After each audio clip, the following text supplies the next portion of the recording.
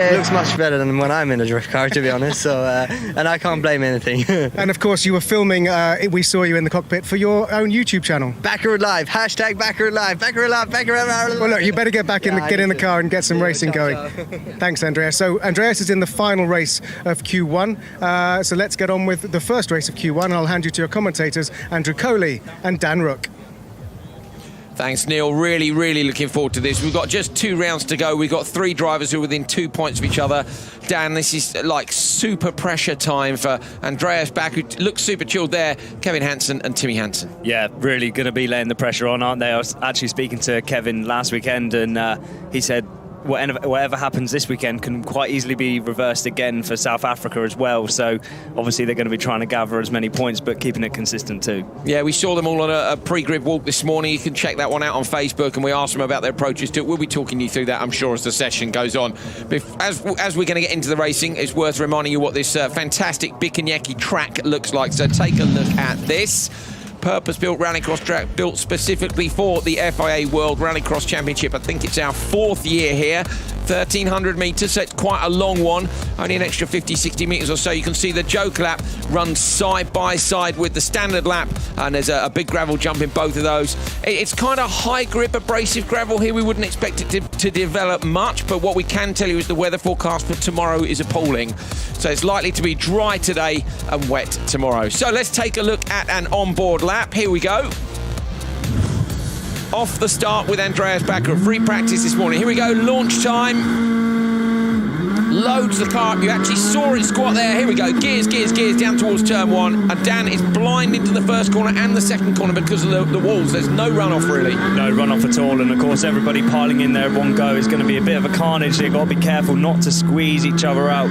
Andreas comes into turn 3 and then up to the hairpin now under the shade in amongst the trees. So I was talking this morning to Artis Baumanis, who used to compete in Super 1600, younger brother, of course, of actually might be the older brother of Giannis, I can't remember, but he was saying that hairpin from there, the left-handed hairpin down to this hairpin, if you get the exit of the hairpin wrong, you can lose 5/10 in just that sector.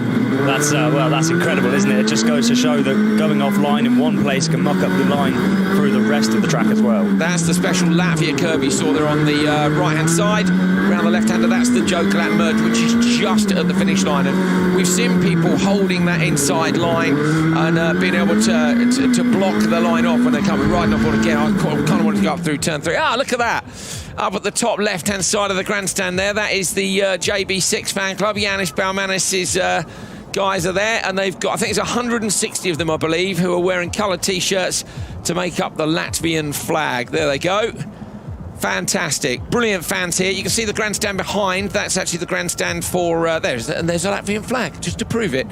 The grandstand behind that was for the Speedway Stadium. There's a Speedway Stadium just over the back of where the start-finish straight is here. Neil was saying it's an old racetrack. It's a Soviet-era racetrack. And there's these little concrete pyramids behind the FIA catch fencing, which is the you used to have to stand behind. So you used to be able to stand 6 feet from the edge of this track. Luckily, these guys are still that close, but there's a proper catch fence in between them now. Right, we told you the standings are close. Take a look at this. Andreas Backerud on 160 points leads the FIA World Rallycross Championship for the first time since Lydden Hill 2014. Timmy Hansen has led it this year. Kevin Hansen has led it this year. They are equal in second place on 158 points. Well, actually, Timmy gets second ahead of Kevin because Timmy has 3 wins to Kevin's 1. Niklas Gronholm is in 4th place. Where would he have been without that appendicitis? Baumanis racing at home this weekend has had 2 podiums. He's had a 3rd and a 2nd. Timosyanov, we know, has had a win. Liam nearly took a win in Norway. Anton Markin took that win in Norway and then had it taken away. The McGanns were super quick this morning. So this is going to be a fascinating session. Q1, yesterday the drivers chose their grid positions after the list of drivers was randomised. We've got an onboard camera in this one with Rainer Snittisch. He, of course, won the European Rallycross Championship for supercars here last year, and the local fans went absolutely banzai. So it's, look, they're hoping, and I'd like to see a decent Latvian result here as well. Q1, race 1, then let's do this. On the inside, Guillaume de Ridder, then it's Christian Sabo, Timosyanov, and Rainer Snittisch. So Timmer and Rainis, I'm sure, will have had a discussion about this. neither of them obviously in the championship hunt, but Reynis had that absolute shocker at Sweden. And you'll be able to see it if you watch the World RX TV show tomorrow. We did an interview with Reynis, and he was saying, first lap, first corner, he rolled it. Somehow he dragged it back to a podium. He wants a cleaner run to his weekend. Very even start across the 4 cars. Is Reynis going to try for the round the outside? Contact between Sabo, Timozyanov. Nitish drops down to 4th. Sabo, go right! No, it's Timozyanov this time. Timozyanov rolls the Hyundai in turn 2, just after we said about Nitish that he's a carbon copy of, other than this being a much smaller shunt. That's turn 1, race 1. They're going to have to red flag this, I'm sure, because that car is smack on the racing line. Timmer's going to climb out. Surely they're going to red flag this. I can't see a red flag at the minute. Over the jump at the back, Sabo leading from Dorina Dan. Yeah, that was crazy, wasn't it? I think he just touched the rubber tyres on the inside of the corner, and once you've got rubber on rubber, he just drove him up the barrier and just flipped him over the car. We can see from the commentary position, you can see Timozyanov is out the car. But for me, this is going to affect race time, Dan, which is why they've got to red flag it. If the car's offline, fine, but it's not offline. Sabo's going to get a big surprise when he comes around there. Okay, it's not affecting them too much, but okay, I'm surprised. I would have thought it would have red flag, but there you go. Yeah, Timmer's okay, obviously. Yeah, for me, that's a red flag, though. You can see it, how far across the track it was. They had to go all the way around out wide to avoid him. They won't only be losing time in this corner either, though. They'll also be losing it in the small straight afterwards, where they've had to be a bit later on the throttle to get away from the corner. On board with Reynis Nitish. So Reynis, of course, rolled his car in Q1 in Sweden and fought back to a podium. So Timozyanov, in theory, could pull off a similar move. Nitish has gone Joker, Dorina goes Joker on this lap. There you can see the side-by-side jump. So look on the inside, Nitish over the Latvian curb, as it's called, the Latvia curb. Dorina's going to be on the inside. He'll try and hold an inside line, but Nitish will have a better exit and should get him in turn 1. But Dorina's late on the brakes. Well done, Guillaume. Gonna have to avoid Timmer's car. There it is. Very rare to have an onboard with a car on its side, isn't it? Yeah, I mean, that's not something you want to see as a driver as you come around there, that's for sure, because although you've already passed it once, you never really know quite where it is until you sort of get there. You can prepare yourself for the corner as much as you want, but you're there and you never really. The trouble is when you see like a triple wave yellow like they were doing there in turn 1, you know that what's around the corner is big, don't you, compared to a single wave yellow, but you don't know what it's going to be. And particularly, as we said, the cars are super low. You see Sabo go Joker, so this hasn't worked out for Nitish. Great job by Dorina and GCK to keep him out in front. I think Nitish would have potentially had more pace than Dorina if he'd been in free air, but out front Sabo, look, has done the Joker and come out miles in front. We need to see what delayed them all on the first lap, don't we? Because we know Sabo was in front when Timmer went over, so maybe the other two had to take some quite serious avoiding action. Yeah, I'm sure we'll catch that on the replay. Oh, Sabo sideways in turn 3. Yeah, very neatly done there, wasn't it? Just relying on the car to grip up as he came in there. Big commitment. Nitish is in the back of Dorina, literally. You can see he's just nudging him, nothing untoward, but he's giving him a nudge, isn't he? And basically saying, I'm here, toe in, get on it. Yeah, is he going to have a look at the inside on the jump, trying to be a bit later on the brakes, but he backs out of it, which I think, to be honest, is a wise move. They're on the last lap now. There's only a few more corners to go. They're chasing race time, really, not the position. You follow him in. You might as well follow him in. Sabo hasn't got to follow anybody. Sabo's going to take the first world race of the weekend here in Latvia. Crosses the line. On board with Nitish. And he's not going to get Dorina. So he's not going to be over the moon with that one, but he's not in the situation his teammate Timozyanov is in. And he said to me yesterday, I just want 4 clean sessions. He was like, 4 clean sessions and you can be on the front row. Timmer is looking at the car right now. So Timozyanov is in turn 2 in front of our commentary position. And he's looking at the car, and I'm hoping we'll be able to do the same in a moment, because we can then try and figure out how damaged it is. The marshals are going to push it down. Here we go. Get your hands out. I would say that's fine, Dan. It was a very light roll, wasn't it? There's barely any roof damage. We'll have to see. So Sabo takes it from Dorina. Nitish, Timozyanov with a DNF. He would have been hoping for a red flag, because I think they could have re-gridded that car.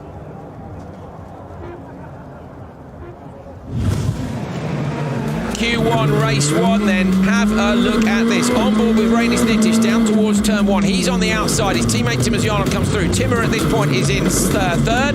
Clips the tyre bail. Boom. Over he goes. And that's where Nitish lost all the time to Derrida. That's why GCK joking him early. We were busy looking at the incident. There it is. So I'd say there'll be damage to the front right corner. Dan, looks like the steering's broken, but to me the chassis will be okay. Yeah, the crucial part is going to be the roof, and if we can see if the roll cage is bent. If that roll cage is bent, then he won't be allowed back out there for safety reasons, but hopefully that shouldn't be an issue. That was Nitish trying to have a little look up the inside of Derrida. Couldn't get it done. Did well to close onto the back of him. Sabo takes it. Not ideal for Timosyanov.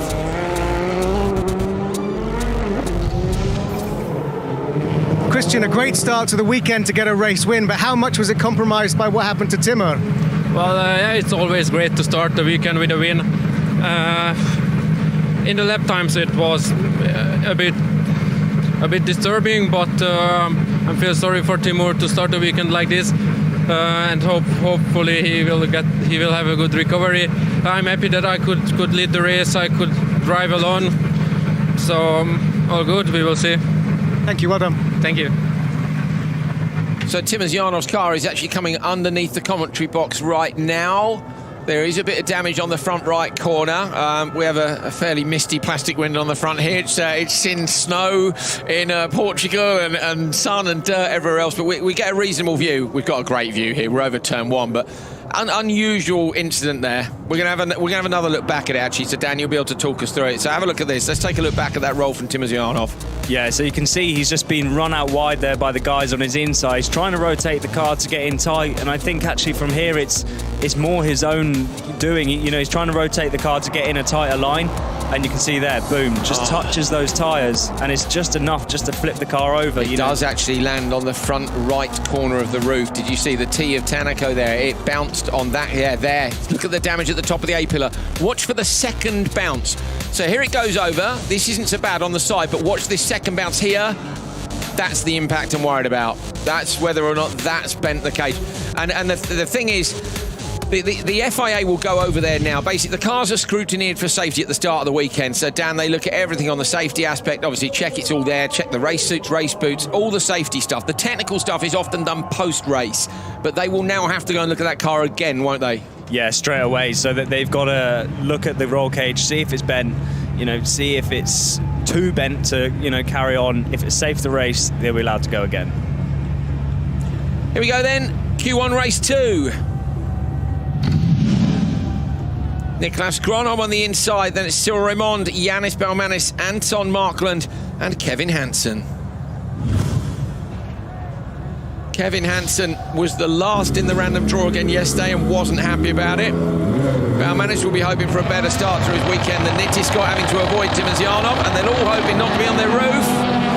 Great start, Kevin Hansen on the outside, Balmanis too. Little bit of contact between Balmanis and Raymond. Kevin Hansen going to shut the door. Gronholm almost in the wall on the inside. Contact for Balmanis now. Balmanis rides up the back end to end up P4. Gronholm drops down to 5th. Raymond around the outside of Balmanis drops into 3rd place on the run into turn 3. Turn 1 and 2 here are tricky. Yeah, very tricky, but it does go to show that pole here isn't necessarily the best. You've got those quick successions of left-right corners, similar to what we saw in France, and it meant that being on pole doesn't necessarily have the advantage. Kevin was the last of the draw yesterday on the outside of the grid, and now he's out in P1. Kevin actually his position ended up being picked by me because Paul 3 was like, you picked my grid slot. He was second to last, so Kevin's ended up in this one thanks to my choice of Paul and making it work out. Balmanis over the jump in towards the tyre barrier on the inside. So Balmanis goes Joker on lap 1. Kevin Hansen leads. He's currently P3 in the World Rallycross Championship. He was 7th fastest this morning in free practice, and that was a clean start. He's out front now. He's got to nail the lap times. Yeah, that's all he's got to do. Not worry about the guys behind him, although they are close, but they're not close enough to mount an attack, so he's only got to drive his own lines and try and get the fastest time possible. Now, talking about fastest times in practice this morning, Bachuska and Markland were right up there. The GCK McGann for me at the minute, Dan, is flying as we ride on board with Balmanis through the right, and then the left going to come up towards the jump. Here we go. little dab on the brake just before the crest. Yeah, having to squat the car there so it doesn't fly too far. They're landing to flat here, so it just eliminates the possibility of damaging the car. Markland's gone joker. Here we go. Watch for Anton Markland coming through to the merge. He's going to get Balmanis easily.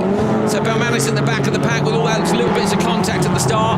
Good recovery from Gronom so far, because he was right at the back, wasn't he, after turn 2, and he is now underneath the rear wing of Cyril Raymond. So he could really do with Raymond getting out of the way, and he's not going to ask. He goes up the inside. Gronom with a great pass. Runs the car wide. Cyril Raymond responds up the inside into the hairpin. Fantastic. Yeah, good job there by Cyril to regain that position. Textbook kart racing move, if you like, the switchback.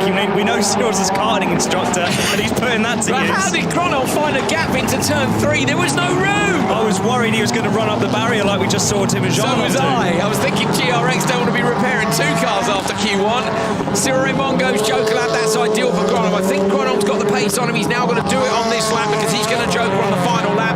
Cyril Raymond is going to get Balmanis. He's not going to get Markland, and Markland is definitely going to get Gronom because he's on the tail of the fin already. Yeah, Markland is looking really quick, isn't he? He set 49.2 on that last lap, but it's still not quick enough to match Kevin. Kevin on a 48.9 out in front. So Kevin's dipped into the 48. We have seen a 48.8 from Gronom on a previous lap.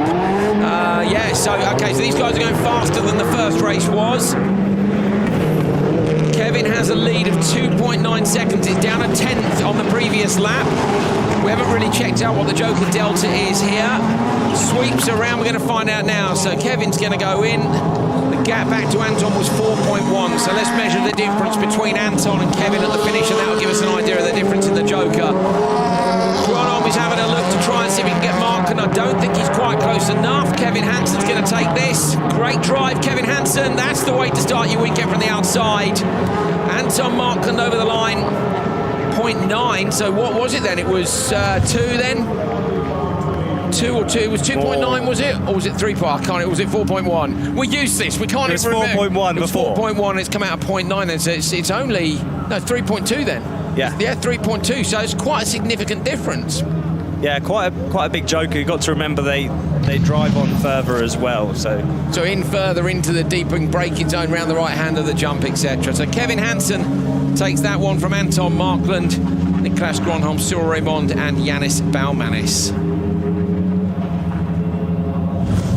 Okay, have a look at this start then. Great start. Balmanis at this point is edging just ahead. He tries to shut the door, then he sees Kevin in front. Now he moves across. Niklas is on his inside. Boom, bit of contact. Gronholm's there. Into the back of Gronom, into the back of Markland. Gronom runs off onto the dirt. Here it is from the outside. Yeah, so Balmanis getting the squeeze. You can see Gronom muscling his way, so he didn't actually hit the barrier there, and then getting pushed right out into the gravel on the outside, dropping all the way back, and bodywork trailing off of Balmanis' car. You can hear the cars just bottoming out slightly. Onboard here with Yannis. The onboards here are fantastic. Look at that. A little nip on the handbrake to tighten it, and then firing 600 horsepower through that corner. This was the move for me. Brilliant move by Gronom, but if he'd been a bit more patient on the exit, he probably could have blocked Raymond's response. Yeah, he was so brave. They had to run the car really deep on the brakes, and he just carried that bit too much more speed, and it made him run on wide. Kevin Hansen, though, from the outside, a grid slot that he didn't fancy, has absolutely got the job done. Well done, Kevin. Well, Kevin, you had the worst grid position, but you made it first into turn 1. You look very happy. Yeah, I'm so happy. Finally, we start well. We have worked really hard on that. We were not on it in France, as you can see. We were never first out. Now, from the worst grid position, the worst draw ever, I take the start and I put in that run. So this is for all the guys and the Oreca for making a good work, and I enjoy that. You look like you did. Well done. Thank you so much. That's the start to the weekend he was looking for. He hasn't had... He's had brilliant results elsewhere, but he just hasn't had the results in World Rallycross. Yeah, the DQ in the final in Canada, but then he dragged that result out of France, which was very impressive, Dan, because he was P10, somehow made it through to the final from the semi, and then from there he got the job done with the podium. Yeah, he really struggled on day one in France, didn't he? And I think obviously, I don't think he had the ideal grid slot out there either, did he, from the draw? But of course, he's made it work out here now in Q1. So hopefully, he's gonna have a better start to the weekend than he's had previous. He was a bit grumpy yesterday, which I understand, because I say it's a random draw, and we're going to take the time later to explain to you just how random it is. And I actually went and saw Kevin afterwards and explained to him how random it is, but I get it. When it's a completely random draw and you come up last twice, you're going to feel a bit aggrieved. So we do understand that, and Kevin, there's some relief there in that terrible draw coming through to take a brilliant win. Okay, race 3's on the line. Let's take a look. Liam Doran on the inside next to Timo Scheider. Then it's Gulas Shishiri, Oliver Bennett and Paul Tree. So Doran and Scheider on the inside. They chose those slots. Last night when the drivers were choosing their grid slots, all the inside slots went first, the poles and the seconds, because they prefer those inside lines. Whoa, wheel spin, but Shishiri's got a great start in the middle. Can he shut the door on Scheider inside? Going to move across. Scheider gets a bit of contact. Shishiri gets crossed up, but holds the whole shot. Liam Doran trying to go around the outside of Timo Scheider. Doran's got the inside line now for turn 3. Scheider's going to have to slot in. They're on the brakes. Bennett looks up the inside, but he's turned in a little bit early. And it's Shishiri who gets it. That was a brilliant start. They've struggled with that. Yeah, they've really struggled with the McGann's off the line, but that P3 grid slot just actually played into his favour, able to shut the door on the guys on the inside into turn 1, and then shut the door on the guys on the other side into turn 2. Somebody yesterday chose slot 2 over a pole. I can't remember who it was, but they said, I don't like to be on the inside here because you can get squeezed in the wall. Yeah, we nearly saw that with Nicholas, didn't we, the race previous here. So I personally think I would have gone for a P2 slot as well, just so you got that tiny bit of breathing space. Yeah, a bit of margin. We do see people get sandwiched on the run into the first corner here as well sometimes, meaning that you're squeezed on both sides and you can't get out. I'm interested that nobody joked on this first lap, Dan, but I guess Bennett's happy to hang on to the tails of the guys in front. He's very honest, Ollie. He's still learning. Yeah, for Bennett, it's going to, especially following someone like Scheider as well, we know how much of a professional driver Timo is. So for Bennett to be following Timo, try and pick up on his lines, braking points and so on, he's going to be trying to learn from him. And then, of course, you got Scheider and Doran that wouldn't have wanted to Joker because they wouldn't have wanted to drop back in behind Bennett and potentially lose some time, or even Paul Tree further back. So everybody holding station now at the moment just so that they get optimum track position. Oh, Paul Tree has slid wide in the background there. You might be able to see that at the rear of your shot. There was a bit of dust flying up. Nobody has jokered on the first 2 laps. We go into lap 3 and Bennett continues to follow. Dan, why is this track so technical? Because as I say, we were talking earlier, Artis was telling me, one mistake in the first sector, you lose 0.5. One mistake in the second sector, you lose 0.3. He was saying you have to give some stuff up to make gains, and it's unusual. Yeah, so for example, through here, you have to run the car so tight on the inside of this really long right-hand corner to get the best exit onto this part of the track. So you maybe not carrying as much speed as you want through there. Another one I was watching this morning in practice is turn 1 and 2. You can come into turn 1 flat out and really hard on the brakes, and then in around turn 2, and then gun it, but then you lose a bit of time because you're not able to get on the throttle as early on the way out of turn 2. So you brake early for turn 1, small squirt on the throttle between turn 1 and 2, and then you can get on the throttle earlier on the way out of turn 2 to make speed up all the way down the straight. Down the long section afterwards, but it's really hard to be that disciplined. And a number of drivers have said to me, this isn't a circuit where you push. And of course they don't mean they're driving slowly. Clearly they're not, because they're pushing as hard as they can. But there's a difference between push like you would in Norway, where we see people sideways on the handbrake in the Joker lap, and push here, which is accurate race driving pushing. Yeah, you have to be very, very precise with every single input you have on the car to really get the best lap time. You have to hug these fences as tight as you can. You have to stay on that racing line because it gets dusty as soon as you go offline. Into the Joker lap. All of our 3 leaders. So Bennett, in fact, from P4. Around the long left-hander, Gulas Shishiri is going to take this one. This is a tidy drive. Is it enough to beat Kevin Hansen? Nearly.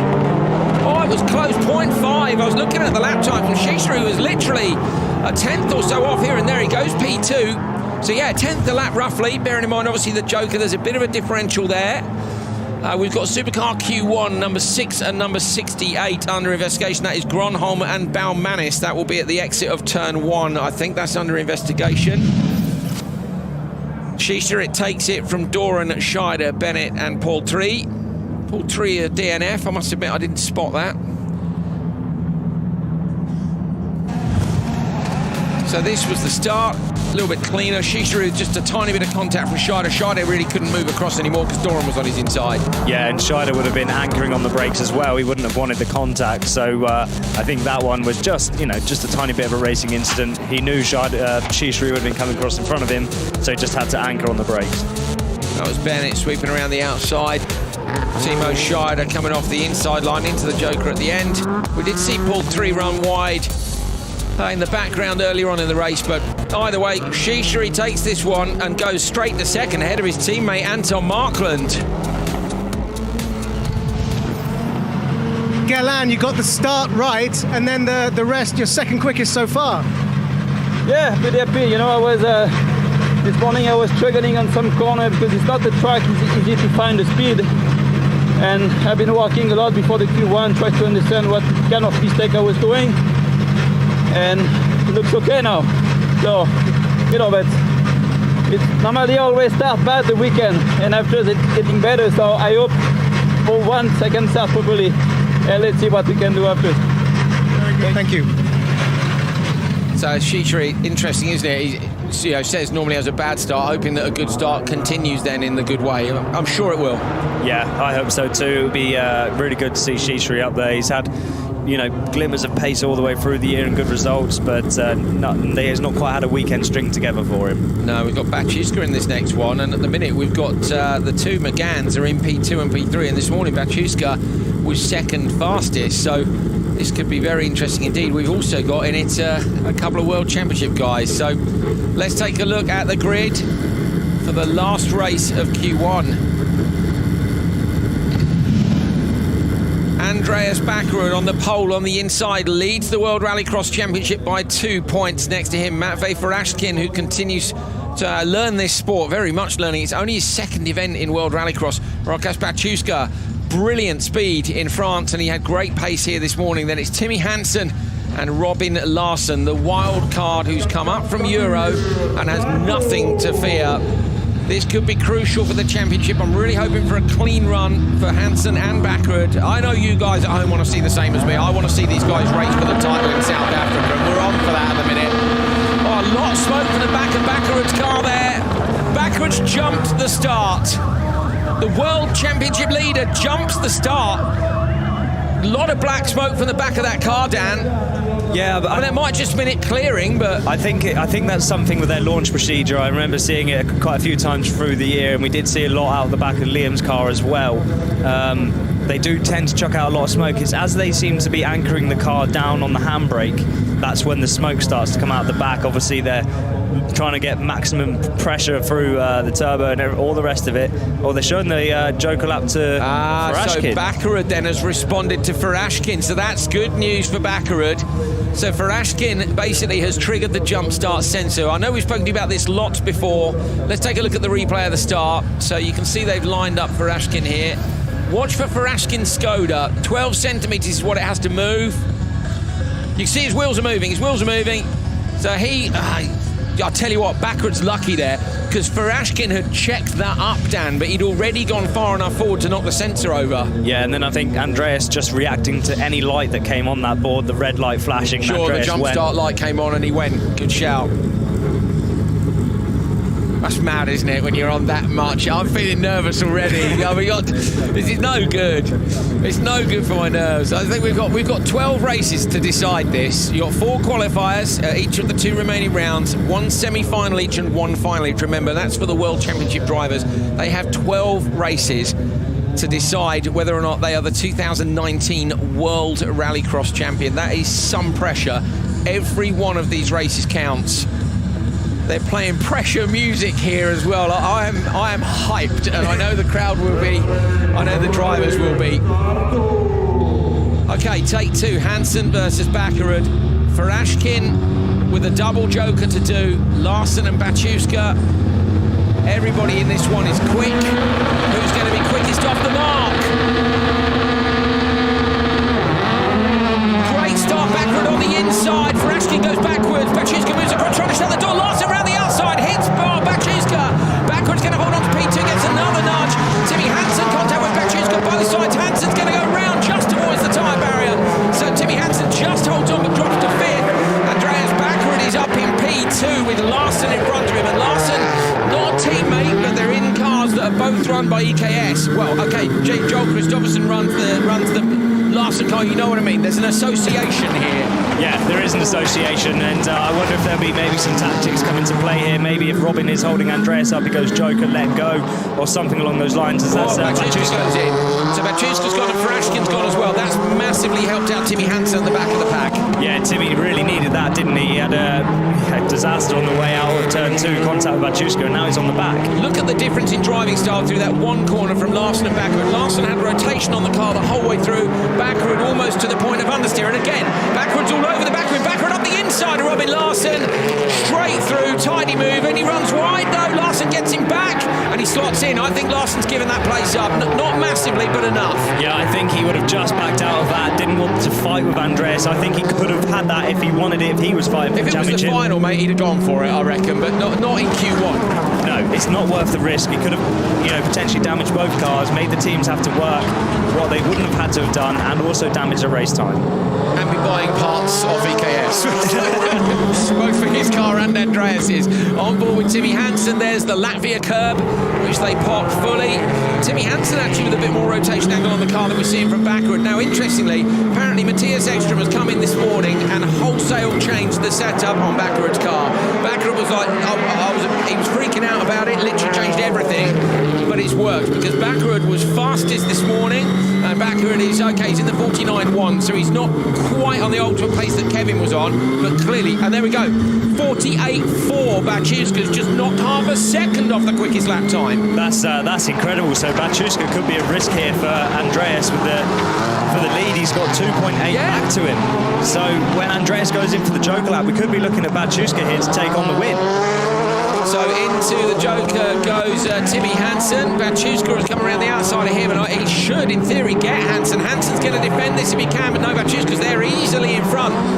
The Renault Megane is looking brilliant here. The car developed by GCK, or a Pro Drive initially, of course. Now run in-house by GCK.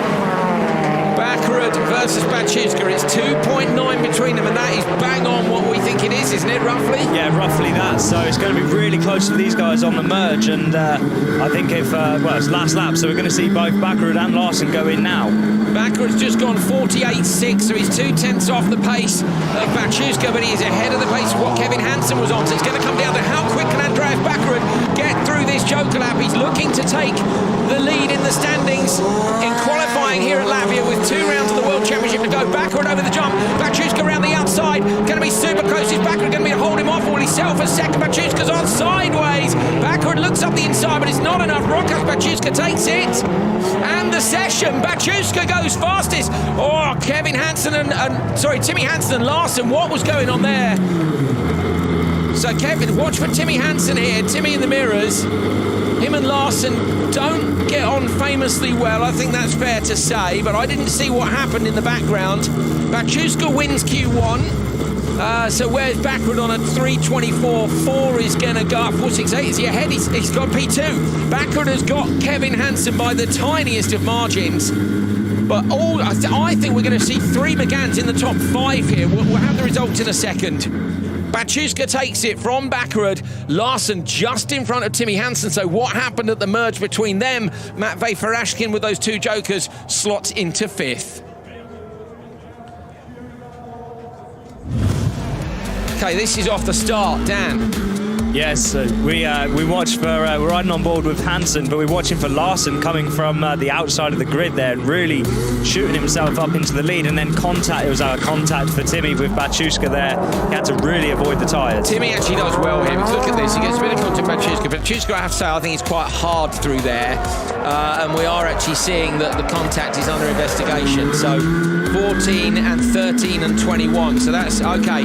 Baciuska is 14, and they're saying basically his contact with both Timmy and Andreas is under investigation. I think he was a bit hard at the start, so Baciuska may have won the session, but I wouldn't be surprised to see.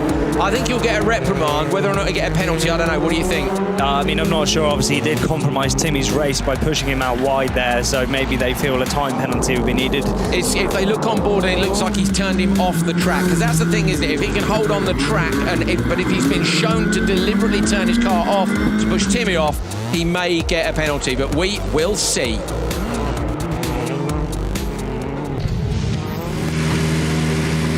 Rokas, when you came to the circuit this morning, did you think you were going to win qualifying 1? Yeah, if I will be in pole position, start, but yeah, the start was a mess, you know. Jimmy Hansen tried to overtake from outside, but I had the space inside. Finally, I had the space I can push, and the guys need to see how I can go drive. Like Timo Scheider, I know he's not happy, like I pushed him in semi-final, but it was not push. It was like clean overtake. But you know, when it's young guys coming in this championship and the older guys here is already 4 years, 5 years, and I know they're sadly because the young guy is coming. I'm happy to be here in Latvia. And I want to say Lithuanian, ačiū jums visiems, rytoj susimatysim ir šiandien kas čia atėjo pas mane palaikyti, tai labai džiaugiuosi, ačiū. Thank you. Let's take a look at the standings at the end of Q1. As we say, as it stands, Bachuska is on top with Bakarud second, Kevin Hansen in third, Shishri and Mark Kendlick are in fourth and fifth. So all three of the GCK Renault Megans are up in the top 5. That is very impressive indeed. Larson just ahead of Hansen. They're going to be in the same race next time out, and it wasn't ideal. Liam Doran is in that one too. Gronholm and Sabo 9th and 10th. Scheider 11th. Cyril Raymond is 12th. Baumanis, look, is just outside. Rainis Nitish is a fair way outside, having lost out thanks to that roll for Timur Timosyanov, who isn't on the top 2 pages. So that was quite a Q1, wasn't it, so far? We're going to have some EuroRX coming up soon, so we'll talk a bit more about what happened in World in a moment, but we need to take a look. Remember, for Q2 and Q3, the grids can be reversed. The weather forecast is a bit cloudy out there, so it could rain, it could dry, it could be crucial. We won't actually know, of course, whether fastest first or slowest first is better or worse until we get there, but let's take a look at what it's going to be. Here we go, Spinner of Doom. So is it going to be fastest first or slowest first? Here we go. What's it going to be? It's rotating round. Oh, I think it's going to be slowest. No, it's going to be fastest first. So fastest first for Q2. That's going to depend what happens with the weather. I say later on. We have no idea really if that's going to be any better or any worse. And that's because of the weather. So the track exact here for Baumanis, and the stewards actually decided on this one that he was to blame. He got into Gronholm, he used it a little bit more, and Baumanis was given a 5-second penalty. He was kind of in a bit of a bundle. Having looked at it twice, a brilliant race here between Gronholm and Cyril Raymond, but... Yeah, for me, I think, Baumanis kind of had nowhere to go. Kevin Hansen took the flag. Very quick time from Kevin in the Peugeot.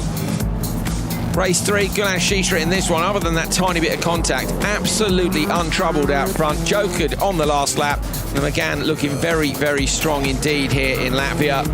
Round the last corner, the Frenchman very happy with his performance, having analysed the lap quite carefully since practice. Last race then, Bakarud and Timmy Hansen in this. Timmy backs out of all the carnage, which is a good move. Larson's got the whole shot here. Bakarud managed to get in front of Bachuska. Bachuska then gets in the door of Timmy, and that, see, that's what I mean about Bachuska. I felt that Bachuska was quite forceful in the first corner, but there you go. We're not the stewards. Bakarud now, he gets up the inside Larson. This is interesting because he passed him. Larson can easily get him on the exit. Watch for the brake lights. There they are. Larson lets him back in. Yeah, so Larson maybe playing a little bit of a tactic there, but Bachuska was the one who took the win anyway. Yeah, Bachuska won that race and he won the session. The stewards, I say, said what he did was fair. We've already said we think what Larson did was, I think was fair too. He's entitled to hold on to his position. It doesn't matter who's there. And we just want to see a good race right the way through to the end. So also interesting, Larson and Bakarud, they didn't get stuck into each other. It's Q1, wind it in, and they did. Yeah, they had to do that really, and obviously they went out there and got themselves both good times up the board. If they got into a fight, then they would have ended up costing themselves time and further down the order. So the grids were reversed for this session, and we were saying earlier on that it might make a difference if it rains. As you can see, it hasn't rained. Neil mentioned it already. It is cool, but I don't think there's any dampness out there at all. And Bakarud and Kevin Hansen side by side in this. Of course, Bakarud leading the championship by 2 points. Kevin Hansen in third. Equal on points with his brother Timmy. Timmy ahead by virtue of the count-back rule, so it goes number of wins. So Timmy at the minute is in a very strong position if it finishes equal on points in South Africa, because obviously he's the only person who's taken more than one win. It's been a brilliant season for the number of people that have won, and new winners, new TQs. Now, tricky times for GCK. Have a little look at the lineup, and you'll start to get your head around why. They've got. They're going to be a little bit busy in this next race, let's put it that way. Having said that, tactically, of course, they can take control of things, but you can plan whatever you like until turn 1. Q2, race 1. The fastest go first in this session. On the inside, the winner of Q1, Rokas Baciuska. He was forceful in turn 1. Next to him, Andreas Backerud and then Kevin Hansen, who both had good runs in that first session. Shishirit and Markland complete this grid. All 3 of the GCK Megans in the same race. I saw Carlo Sullivan downstairs, who's one of GCK's top men. He looked quite stressed. Fair enough. Backerud on board, trying to stay calm. He's got to focus on beating Kevin and not beating on everyone else. A few people were saying after France he didn't need to beat Gronom. He didn't. He wanted that window, he wanted those extra points. They're all in for a world championship. Markland's got the best start of these. Baciuska, though, on the inside too. Contact between Backerud and Kevin Hansen. The run to turn 1. Kevin Hansen gets contact. He runs wide. Backerud stops into 3rd. It's Markland from Baciuska. Kevin Hansen at the back of the pack. Gulas Shishirit in 4th. Oh, up the inside. Baciuska having a look. That's going to open the door to Backerud to close down on the run towards the head. But Andreas Backerud is right behind Baciuska. Baciuska was never going to get that done from there, Dan. No, he was too far back, and it would have been a very risky lunge to try and get late on the brakes up the inside of Markland there. Would have cost the team so much. And you can see, actually, he's got a bit of bodywork rubbing on the tyre there. If I were Baciuska, I'd want a joker now, because I think Baciuska is the pace man at the moment in the car, and he does go. Yeah, he does. I thought so, because they're all quick. Kevin Hansen, I think, has gone at the back of the pack. It's hard to tell with the sun so low. Yeah, he has. So Kevin Hansen's gone as well. And yeah, right decision for Baciuska or his spotter, whoever decided. Very last minute, you saw the way he flicked the car off to the side. Yeah, almost sold a dummy to Backerud, because Backerud looked like he was about to go and then dipped out of it when Baciuska went. And of course, now it's Q2. He's in with a faster group of cars. He's not going to run the risk of catching up to the back of these people. No, perfect. They're lucky, aren't they? It's always when they flip the grid. And was like, why has he done that? Oh yeah, it's the fastest guys have gone first. So it has brought some interesting results this year, I have to say. Let us know what you think about the flipped grids. There's been a couple of times where it's saved people when the weather's changed, and they never would have made it if it hadn't been for the flipped grid. So it's definitely livened things up a bit. Shishirit not quite on the pace of Markland, and Backerud out front. Baciuska only 3.2 off. Backerud goes now, and this is to try and protect from Baciuska. Well, I don't think it's going to be enough. It's 2.5. This is going to be close. Depends what kind of a lap Backerud did this time round. Baciuska's pushing really hard on the outside lap. Backerud's going to be inside. He's going to try and hold the line. Baciuska's gone round the outside of him, though. Baciuska gets it done, and he edged him. 2.9's looking about right, isn't it? Yeah, that's roughly the gap we're looking at, isn't it? So, yeah, Baciuska got the job done there, and it was a good job by Backerud's spotters to actually get him in and out and try and leapfrog Baciuska. But for me, actually, he wasn't being held up by Markland in front. He may as well have tried to pull a gap. Well, you think he could have stayed out another lap? Yeah, I think so. I think, obviously Baciuska went in from P2, and then the gap was closer when they came out of the Joker compared to when Baciuska went in. So I think maybe Backerud had pace. Shishirit runs wide there. Oh, he's dropped it, hasn't he? So Shishirit has made a mistake, and that's going to hold up Baciuska behind him. So Gulas Shishirit, who doesn't Joker, is going to hold up one of his own teammates, Baciuska, here, unless he gets his head together immediately. So he needs to keep it tidy. Baciuska is sideways in the last corner. Backerud is tidy. The gap is down to 3, so it was 3.2 from Markland to Baciuska. It's now down to 3.0. So Baciuska here is relying on what happens with Shishirit in front of him here for the remainder of this lap, as to whether or not he can close that gap down, or Markland's gone back up by a 10th. Yeah, so that's hurting Baciuska now, isn't it? Being in the rear bumper of his team boss, of course, doesn't want to get too fighty with him to get past him either. So, yeah, he's looking the way of Markland now. Markland round that left-handed hairpin. It's 2.6 to Shishirit. It's 3.1 to Baciuska.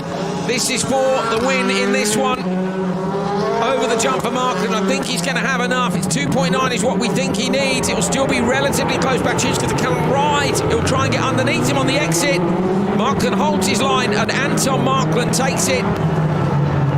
Baciuska second, Backerud third. Shishirit ends up down in 5th. 3.3 across them, super close. 324.5 is only 4/10 slower than Baciuska went to win Q1. So the Megane is looking mega here at Riga. Decent crowd who've been treated to some nice weather today. They are going to have to bring the jackets and the umbrellas tomorrow, looking at the forecast. There they are, and Markland at the top. Q2 race 1 on board with Baccarat down towards the first corner. 3 of the Megans in this one, and you can see 2 of them in front of him there. Baciuska's looking really racing these last couple of events, Dan. Yeah, he's really shown top form, hasn't he? And proving his worth to GCK without a doubt. Andreas Baccarat managed to stay out of trouble here. This was Markland and Baciuska on that first lap. A couple of people then jokering. Baciuska going early because he felt he hadn't got what he needed, and then Baccarat responding, and it wasn't quite enough. Work for Baciuska. There he is, super close. Yeah, very close. And I think maybe if Andreas had stayed out, he could have potentially gapped him. But that's the way it went. That was the strategy they chose. But no one could match Markland's strategy, and he went on to take the win. Anton, a great race win there, but how difficult is it to be in the same race as all the Megans? Obviously very, very difficult, and we made the decision that I will fall in behind in turn 1.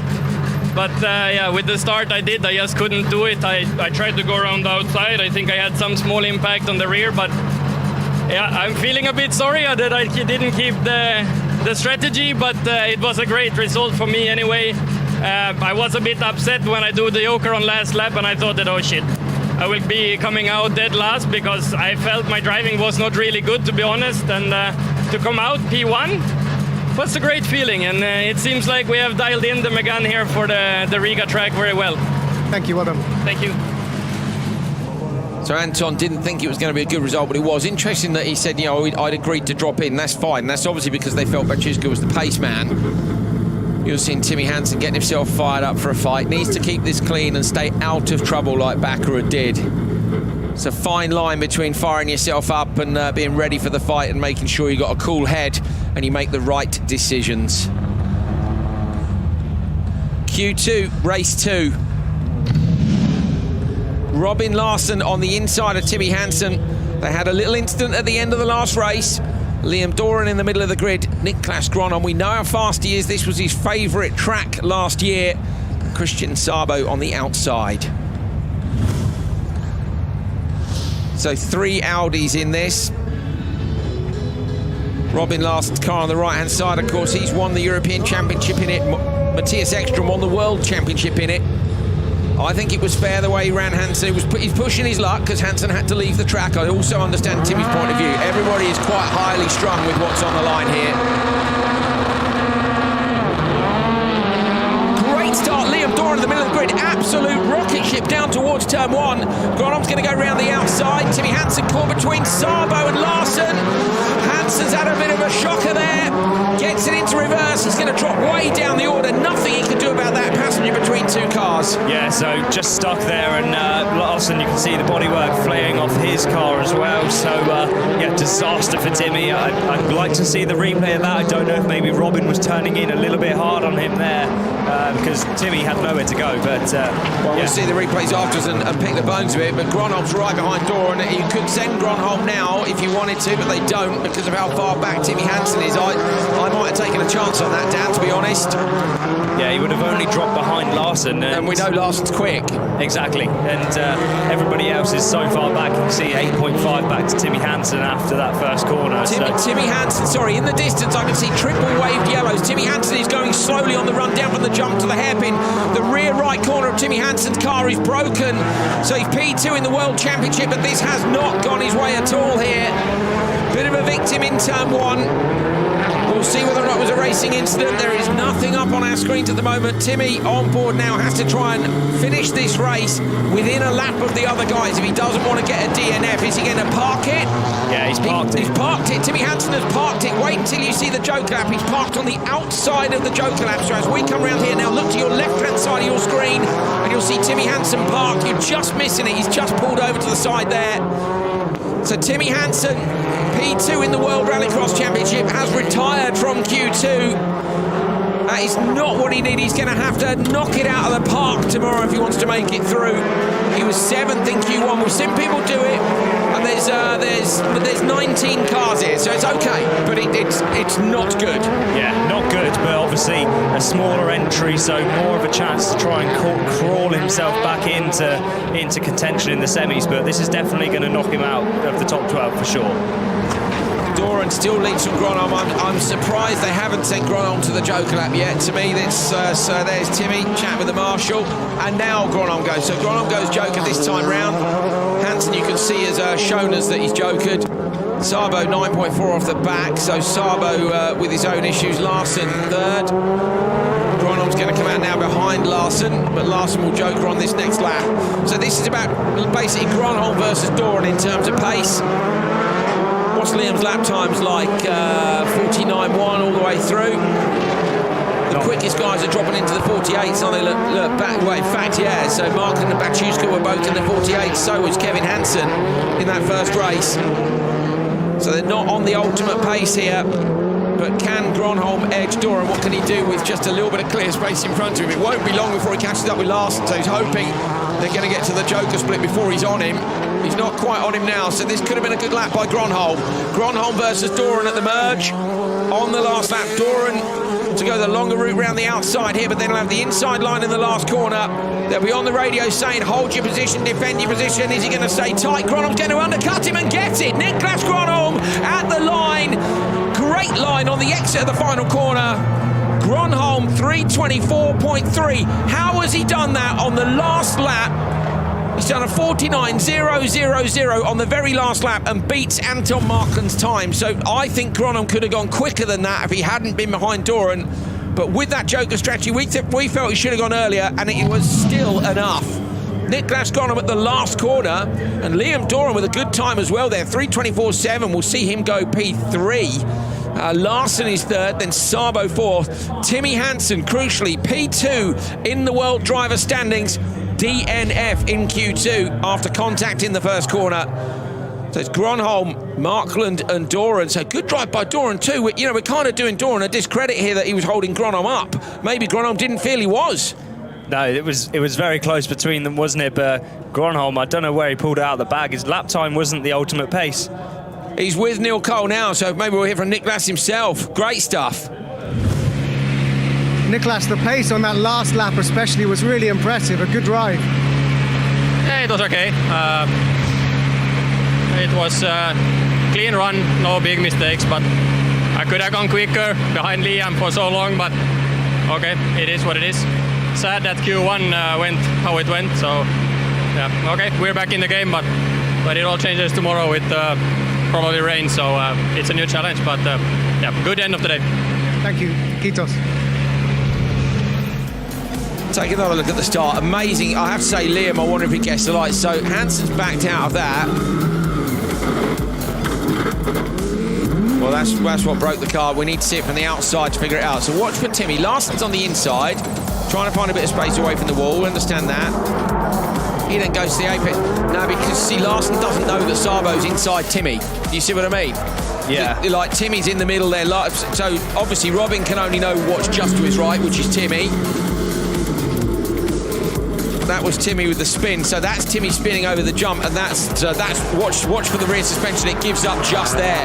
So on the exit of the long left-hander, Timmy's suspension has collapsed, not immediately, and that's what's dropped him.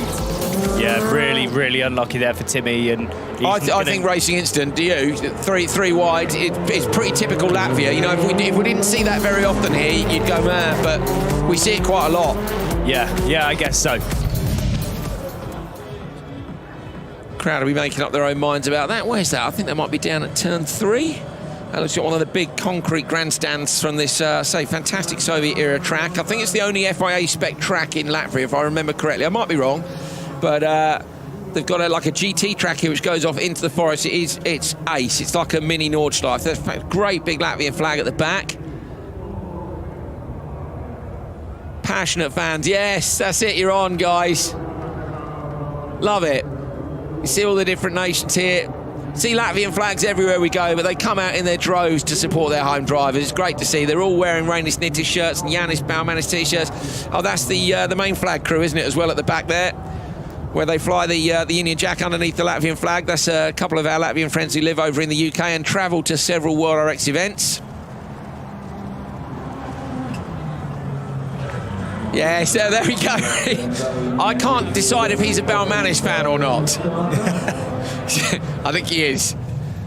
So Jānis Baumanis got a 5-second penalty in the first one. I know his dad is standing about 6 feet away from us. We have a little wall which you'll see in the back of the commentary box, and literally behind that are the spotters. And I often forget that when we're going, that's just a terrible joker lap. Why did he do that? What an awful decision. And then you realise they're probably right there. Luckily, they are also wearing headphones, so they probably can't hear us just as we can't hear them. Timazyanov is... Sorry, is that Nitish? It's Nitish, yes. So Timazyanov is showing that he will be on the grid, but we haven't seen the car in the pre-grid yet. So is Timur going to make it out? Q2 race 3. Let's have a look at the lineup. Timo Scheider on the inside, then Cyril Raymond, Ollie Bennett, Guillaume de Ridder, and Reinis Nitish. So Nitish on the outside was held up by that incident for his teammate Timazyanov. Timazyanov will be in the last race with Baumanis, Verashkin and Paul Tree. Assuming the car is there. Is it there in the background? Yes, it is. Timazyanov's car is there, back left of your picture. So Timur will be in the last race. We've got a few people here. See, this is the other thing that's interesting. We've got a few people who've had a not ideal session. So if that continues, and it will do tomorrow if it rains, those positions in the semi-finals are anybody's. Oh, bad start. Bennett in the middle, great start. Nitish on the outside, but he's even with Raymond and Scheider on the inside. Scheider's going to get the whole shot here. Nitish goes around the outside of Raymond to get P2. So Raymond will look for a better exit. De Ridder is right with him. Nitish going to go defensive as he up towards turn 3. Just doesn't quite use all the track. That's wise to keep that door shut on the run to the hairpin. Scheider, who was hoping for rain when I spoke to him earlier on today, into the right, just rotating the car a bit. And you can see there, Scheider's just a couple of feet away from the Armco. Nitish on board over the jump. That Hyundai's almost taking that flat, isn't it? We've seen people squashing it. Yeah, that Hyundai is super good over jumps and rough ground. We've seen it all year on different, different. We saw it with the Polo, didn't we? You know, if it comes from a rally background, it's dealt with all types of terrain. We have some pretty serious terrain in RallyCross, but it's not so diverse as it is with the rally car, is it? And I think that's the key, is that if you get a chassis from WRC and bring it here, the chassis side of things is sorted. Yeah, definitely. And the car is so settled, isn't it? Timo Scheider, this is very much a circuit racer's track. Nitish and Raymond have gone joker already. De Ridder in P2 now, so I wonder if they'll joker De Ridder to free up Cyril Raymond behind Nitish, but they've got to catch up with him first. On board with Nitish now. So Nitish, of course, has got his eyes on Scheider. I wonder if Scheider's team will respond by sending Timo into the joker lap now. I think they probably should, because it's 3.0, but they don't. So they're risking it with Scheider. They're going to see if he can edge that gap out. Last couple of lap times. No, they can't compare because it's off the start, and then one of them's gone joker, so we can't compare them on the screen. Just trying to look at the split times. They were equal on the middle split. Reinis 2 tenths faster on the first split. Yeah, the gap's down, Dan. It's just come down to 2.9 from 3.0, and this is absolutely borderline, isn't it, 2.9? Yeah, that's the time where he's got to go. He's got to hope he can pull out an amazing first half of the lap here, and he needs to get in the joker lap right now if he wants to try and jump Nitish to this point. It's gone up against a 3.0, so maybe Scheider's responding. Scheider over the jump, pushing hard. You can hear from the way the Seat crashed down. He's a little bit sideways, but Scheider is pushing really hard and goes standard lap against it. Timo Scheider's going to try and hold on. And he's got lucky with De Ridder, because De Ridder hasn't gone. But to be fair, De Ridder's flying here because Nitish hasn't closed in on him that much. No, so maybe the All Inkle team hoping that De Ridder's going to be holding up Reinis when he gets to the point of catching him up. But like you said, he's not really catching him up all that much, so it's not quite playing in their favour. And as we say that, just in the braking zone in turn 1, you can see Nitish now is a little bit closer to Guillaume de Ridder. I'd love to see making through to the semi-finals here, on board with Reinis Nitish. Reaches for the handbrake, just a little nip, releases the car on the way in. Gap down to 2.4. Oh, so now it's about how much time he loses before they get to the joker split. De Ridder's going to go off to the left. Reinis Nitish is going to go right. Scheider goes joker now, so it's down to 2.4. We think he needs 2.9. Reinis Nitish has been released on the inside. We saw Gronom get the win on the last lap. Are we going to see the same from Nitish here? Going to come around the outside, watching for Scheider. This could be side by side. Reinis is going to light it up and go sideways for the line. Could it be closer? Oh, Nitish just gets it. Fantastic, less than 100th in it. Nitish gets it, the crowd go mad. It's rare for us to hear the crowd here, but we can.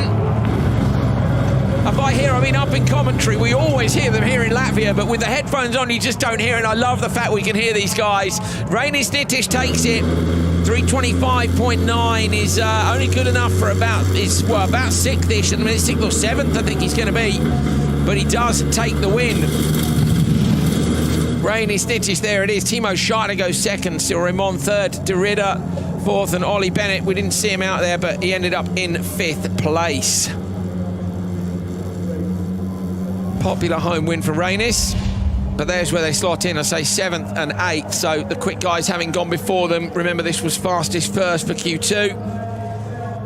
We've got 1 race left, and we have got 2 people in there who could be quick, who didn't have ideal Q1s. There they are, crowd are very happy with that indeed. Reinis Nitish is with Neil Cole now, let's hear from him. Reinis, well, the crowd were very happy with that. I bet you are too.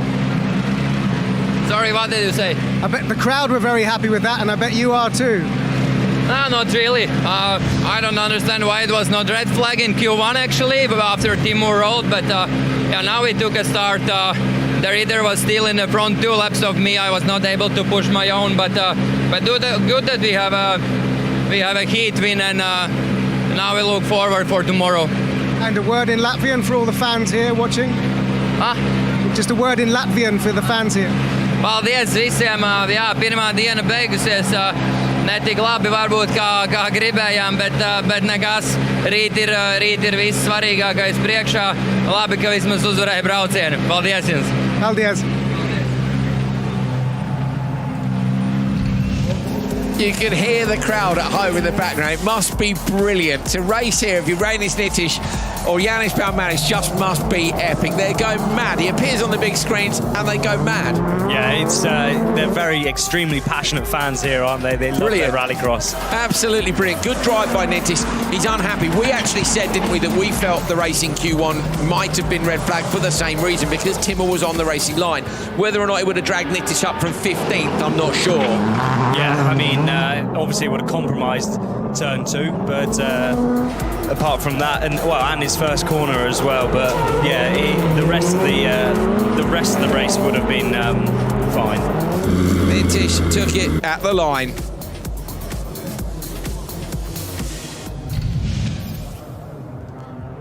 Well, just this last race to go then. I say not ideal for Baumanis and Timozyanov in Q1. Let's get the last race of Q2 underway, shall we?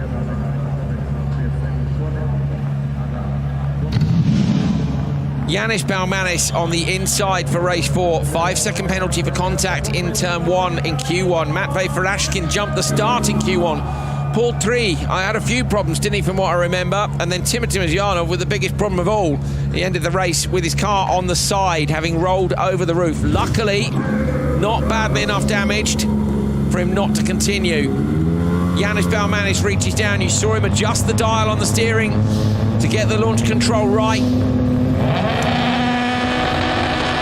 Here we go. Great start, Timozyanov. Poultry on the inside, though, has done a decent start too. Oh, contact. Poultry moves across very early into Farashkin. Whole shot, easy for Timozyanov. Baumanis goes into P2. That is perfect for Timur and Baumanis. That's exactly what they need, Dan. Yeah, these two were really bad Q1 and able to just get themselves out in front now. That's what they had to get done, and Timozyanov already with a big gap behind him. So Timozyanov, we've already seen a great time from Gronom. Gronom's at the top of the table at the moment. You ride on board with Baumanis. in the JB6 machine. Balmanis absolutely flew the jump there. Oh, my, look how close Timmer was to the barrier. He was rubbing it, wasn't he? You couldn't even fit a piece of paper down between the gap in between him and the barrier there. Absolutely fantastic. Verashkin goes early joker. Timozyanov now has got to keep his head straight and keep the car straight, Dan, not overdrive, get the laps in. Balmanis too. These guys, Timmer was down in P19 with a DNF, and Balmanis P16 after he had that issue. A win now to get you to the top of the session is going to drag them so far up, and he backs it right into turn 3. Yeah, you can see a puff of smoke coming from the tyres as he locked up the brakes on the way into the corner there, just rotated the car in, but actually set him up really lovely going on to the next straight. I like this track. It's technically difficult, I know, but the drivers, you've got to drive it a certain way. Listen to that, onto the limiter, onto the bump stops on the landing. Little bit of opposite lock, on the gas again. I think these two will follow each other to the end unless Balmanis wants to split the strategy. But, why risk it? Paul 3's 3.2 back. In theory, he could go on the next one if he wanted to, but I'd follow Timmer unless Timmer is going to be, unless you think you're going to catch him. Yeah, and Paul Tree just in the background went to the joke lap anyway, so that's opened up the option for Balmanis. Maybe Stard, obviously 2 cars run by Stard, have opened up that option for Yanis to go in now to try and leapfrog. So you think maybe they sent Paul Tree to give Balmanis space to go? I suppose he might as well go on an opposite lap to Timmer in case Timmer drops it. Yeah, he could make a mistake in the joker lap, then Balmanis not able to get past him if they went in together. So at least if they're on a separate bit of track, they can drive their own line. Must be frustrating, isn't it, when you're chasing someone? Timozyanov is just edging away a tiny bit. We can see Balmanis is trying very hard, but we know how good the Hyundai is. Balmanis does go joker, so they do split the strategy. This needs to be perfect, and then the next lap needs to be great as well. I think Timmer's got this in the bag unless he makes a mistake. So what are Timmer's lap times like? 49.0 he did on lap 2, waiting for him to cross the line for lap 3, 49.1. So the lap times are, well, they're not 100%. They're not as fast as the guys we saw earlier on in the first race. So Nicolas Gronon he did a 49.0, didn't he? But the best laps are in the 48s. It's in 48.7s and 48.8s. But it's there or thereabouts. If he can get up in the top 3, Dan, he might even slide back up into the top 12. And a DNF in the first one is not ideal. But let's see. Timmer over the jump. Look how close you are. Okay, not so close that time. When we rode on board Balmanis, it could not have been nearer. Through the right-hander now, Yanis is 5.3 back. This is an easy one for Timmer. He hasn't got to worry about the merge. He'll be on the radio saying, you are clear, you're clear. Take the line to the line. You don't have to defend and lose a couple of tenths, so he can do whatever he likes through here. Gas, gas, gas, stop the clocks. What can he do? It's not enough. 3.25.0 sees him 5th. And the session goes to Niklas Gronholm. So Niklas Gronholm wins Q2. Gronholm was in P9 prior to this one. So I'll tell you what, the tables are going to get turned on their heads. I'm trying to see, Bakchuska was 4th, Markland, well, we'll have to wait and see. Live maths, I'm notoriously bad at it. 3.25.0, Timozyanov. Balmanis is 2nd, so both the Latvians having a better run this time. Verashkin in 3rd and Paul 3 down in 4th. Here's where they go. So Timmer, the only one in the top 8. Timozyanov goes into 5th place. He was 19th after Q1, so that effort, how far up the table is it going to move him?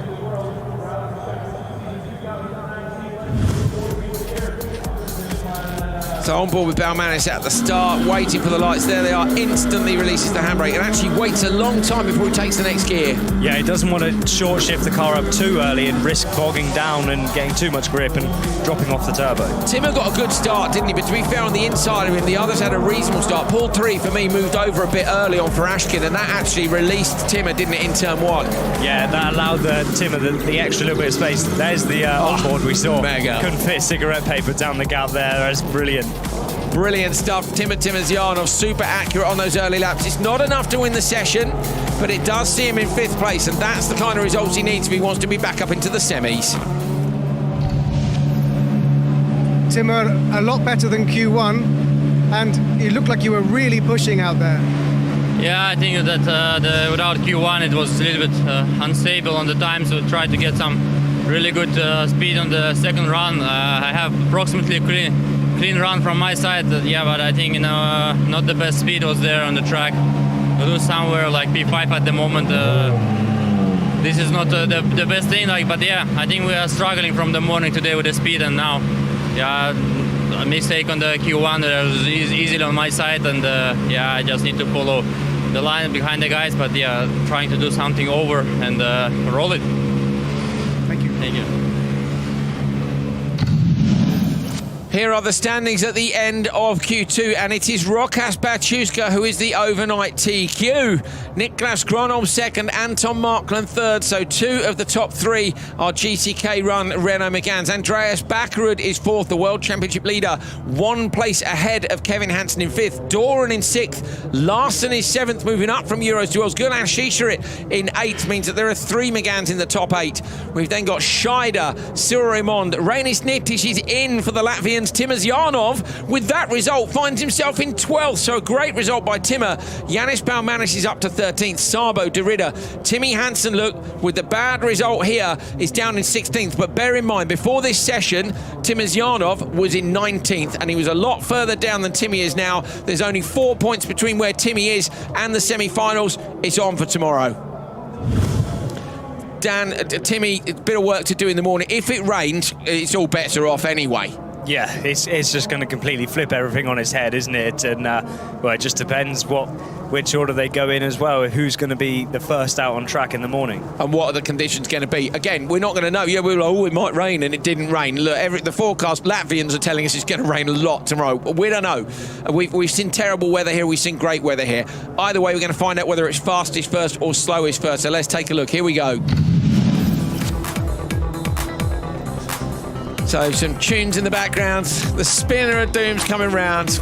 Are we getting slowest first or are we getting fastest first? It's slowest first. Now, that means Timmy Hansen will be in one of those early races, doesn't it? So he'll be hoping it's dry right up until we go to take a look at this car. It's got 3 electric motors in it. It's got a 400-volt battery. And the absolute key thing to this, which was a big secret until the last second, is that you can use road car motors in this car. There is no other electric motorsport which allows you to use the same motors which are in the road car. So that obviously makes it immediately attractive to some of the manufacturers. You know, if you're doing something like any of the other electric motor series, you've got to have a specialist motorsport electric motor. So there are 3 road car motors in it, and we know, of course, that a number of manufacturers already got those. So let's see who signs up for it next year. It's going to be a support category which will race alongside the World RallyCross Championships. So we've still got engines next year. We're still going to have engines the year after. Plenty of anti-lag still to come. I know people are a bit nervous about electric, but I promise you the car looks amazing, and it's actually going to run on track here this afternoon. So go follow Project E Series, Project with a K, and you know, let's learn about this new sport together. I think it's going to be exciting. We'll find out this afternoon. Right, let's go racing, shall we? So this is some lineup, isn't it, considering what happened yesterday? Let's take a look at the grid for Q3 Race 1. Ollie Bennett on the inside, minding his own business. Next to him, Timmy Hansen, who had a rough Q2, having had that contact between Larsen and Sabo in turn 2. Broke the car and ended up retiring from the race. Gulan Shisha had a brilliant result. Thought he was in 7th overnight, but he touched the launch control during his race, so he gets DQ'd. That's when they've looked at the data afterwards. That's why it's taken so long for that one to come through. And then Larsen, of course, who feels a bit put out that he's been disqualified. He said he was just doing his racing line. The steward said he didn't leave enough room. You guys let us know what you think at home. Either way, this is going to get settled on track right now. Who's got the pace in the rain? Oh, great start, Timmy Hansen. That is an unbelievable start in these conditions. They've nailed it. Larsen into the door of Shisharit. Larsen into him all the way through turn 1. Shisharit's going to shut the door on him, and Larsen has to back out. Bennett down in P4. That is the single best start I've seen in the wet from a supercar in a very long time. Yeah, and it was absolutely crucial as well, so that he could get out the way of the first couple corners bundle, so he doesn't get caught up like he did yesterday. Yeah, so behind him, you've got Shisharit and you've got Larsen. They both had a 0 down in Q2, so with these conditions, anything can happen, and you can see that the loose is a bit more slippery in wet conditions, which is good to see. Timmy doesn't have that 0. He retired, so he got something like 24 points in Q2, so he is in where is he? P15. He's a lot nearer to the semi-finals. The last thing he wanted was to be in a tactical fight, or even worse, a physical fight with these two on track. He needs to nail lap times. He needs to win this session. He's got to be at the front in the semis for the World Championship fight. Yeah, he has to be there, and he'll know that as well. But it seems as though he looks very calm inside the car, just driving it very sensibly. It's very easy to overdrive in these wet conditions. But yeah, he'll know. He went away overnight. He said he was looking forward to the fight back tomorrow, and that is exactly what he's providing. Look at that. You could see just the focus of the mouth. You used to see Solberg with his tongue out all the while, but watching Timmy there, he barely blinked from turn 1 all the way through to turn 3. Larson chases Shisha. I'm sorry for Galan. So we spoke to Dave Mansfield. So Galan was on this part of the track yesterday. He was in a tight fight for the gap, and Mansfield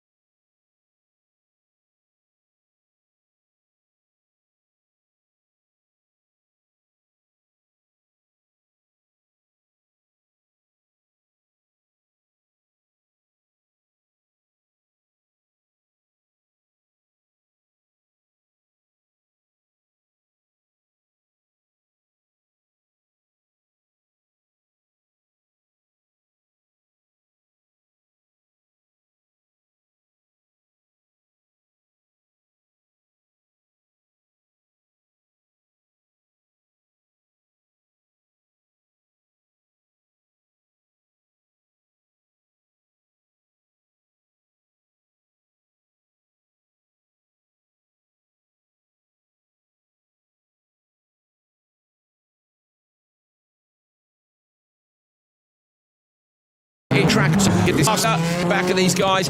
I do feel a bit sorry for Robin. You know, he's quite a hard racer. Do you think maybe it's a difference between Euro and World? Yeah, I mean, obviously, sometimes in Euro he was able to get himself away off the line, and if he was a hard racer there, he might find people that would back out a bit easier. But when he's in, of course, the World Championship, drivers aren't going to do that so easily, and sticking your elbows out can sometimes get you in trouble. And as we saw, you know, 3 cars get locked together, maybe they can't back out. So, you know, the stewards have decided. We do want to hear what you guys think. Oh, look at the water pouring out of the wheel arches of Timmy's car. I checked the forecast yesterday and it was saying 80% rain all day long. So, you know, it's going to be... I think it's going to stay like this all day. I think the track conditions are unlikely to change, but you never know. I mean, if it stops raining for half an hour, they will. Yeah, so you'll start to get a dry line develop. But at the moment, it's standing water everywhere, so this first qualifying session is going to be the same for everybody. And it is raining too, so that's the key thing, isn't it? Is whilst it continues to rain, it continues to stay wet. Hansen over the line, and the time is a 3:38.4. So yesterday we were looking at 3:24s, so it's around 14 seconds slower than it was in the dry. Divide that by 4, it's probably 3 seconds a lap and 4 on the Joker. Look at the relief, look at the relief. Huge grin from Hansen. That was done at the start. That is massive, massive relief. Timmy Hansen takes Q3 race 1. He got exactly what he needed. Shisha gets P2, Larson P3, and Bennett with a DNF. And I must be honest, I didn't see that because we were focusing on Hansen.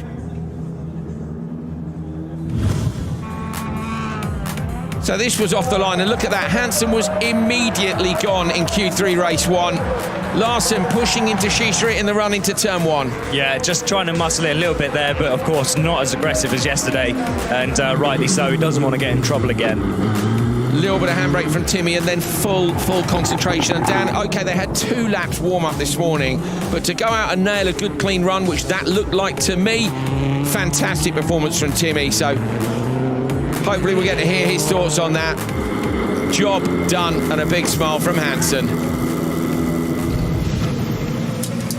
Timmy, that must be a huge relief, especially with a start like that. Yeah, everything was perfect. Finally, yeah, I got the start. It was a really good one, and I could drive 4 clean laps without anybody interfering. So this is what we're capable of. I think this is a 50 point. Well done, thank you. That is a really confident call from Timmy. I think this is a 50 point. That to me, Dan says in his head, that was bang on the money. Yeah, so obviously he's got a lot of trust in his driving that time. He knows he didn't make any mistakes or anything, and we know that the Peugeots have actually done a lot of laps around here as well, so they're going to know, you know, what is the quickest route around here. Just an FYI, Ollie Bennett did finish that last race. We think there might be an issue with one of the transponders. So Bennett did finish the last race, but he was some 18 seconds behind Timmy Hansen. Q3 race 2, here's the lineup. 5 cars in this one.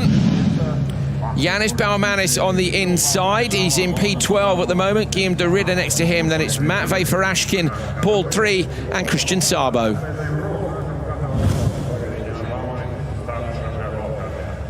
Marshall still on the grid.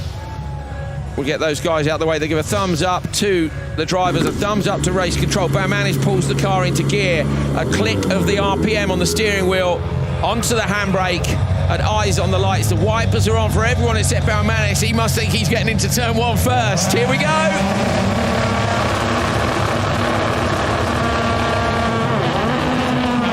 Going to get to turn 1 first. Sabo's level with him on the outside though. Sabo going to shut the door.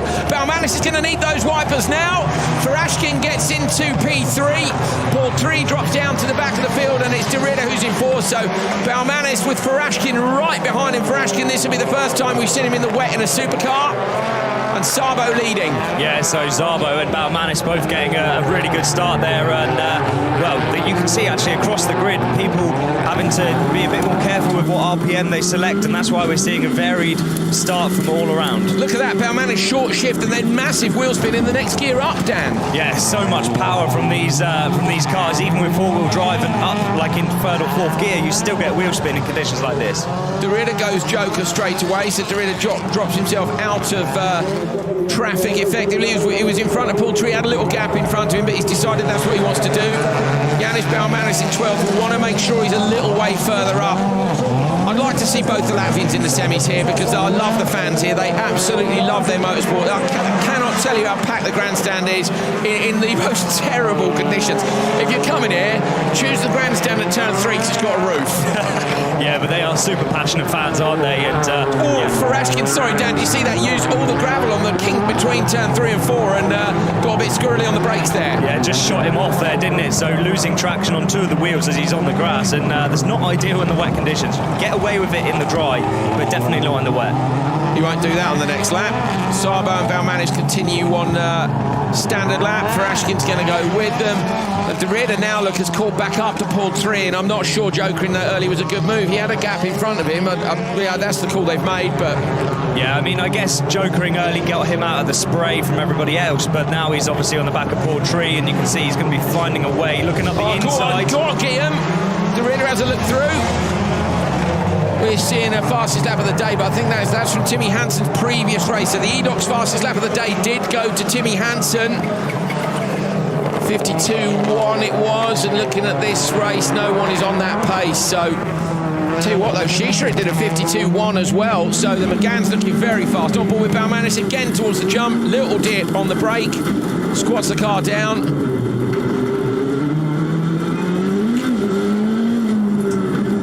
Into the standard lap.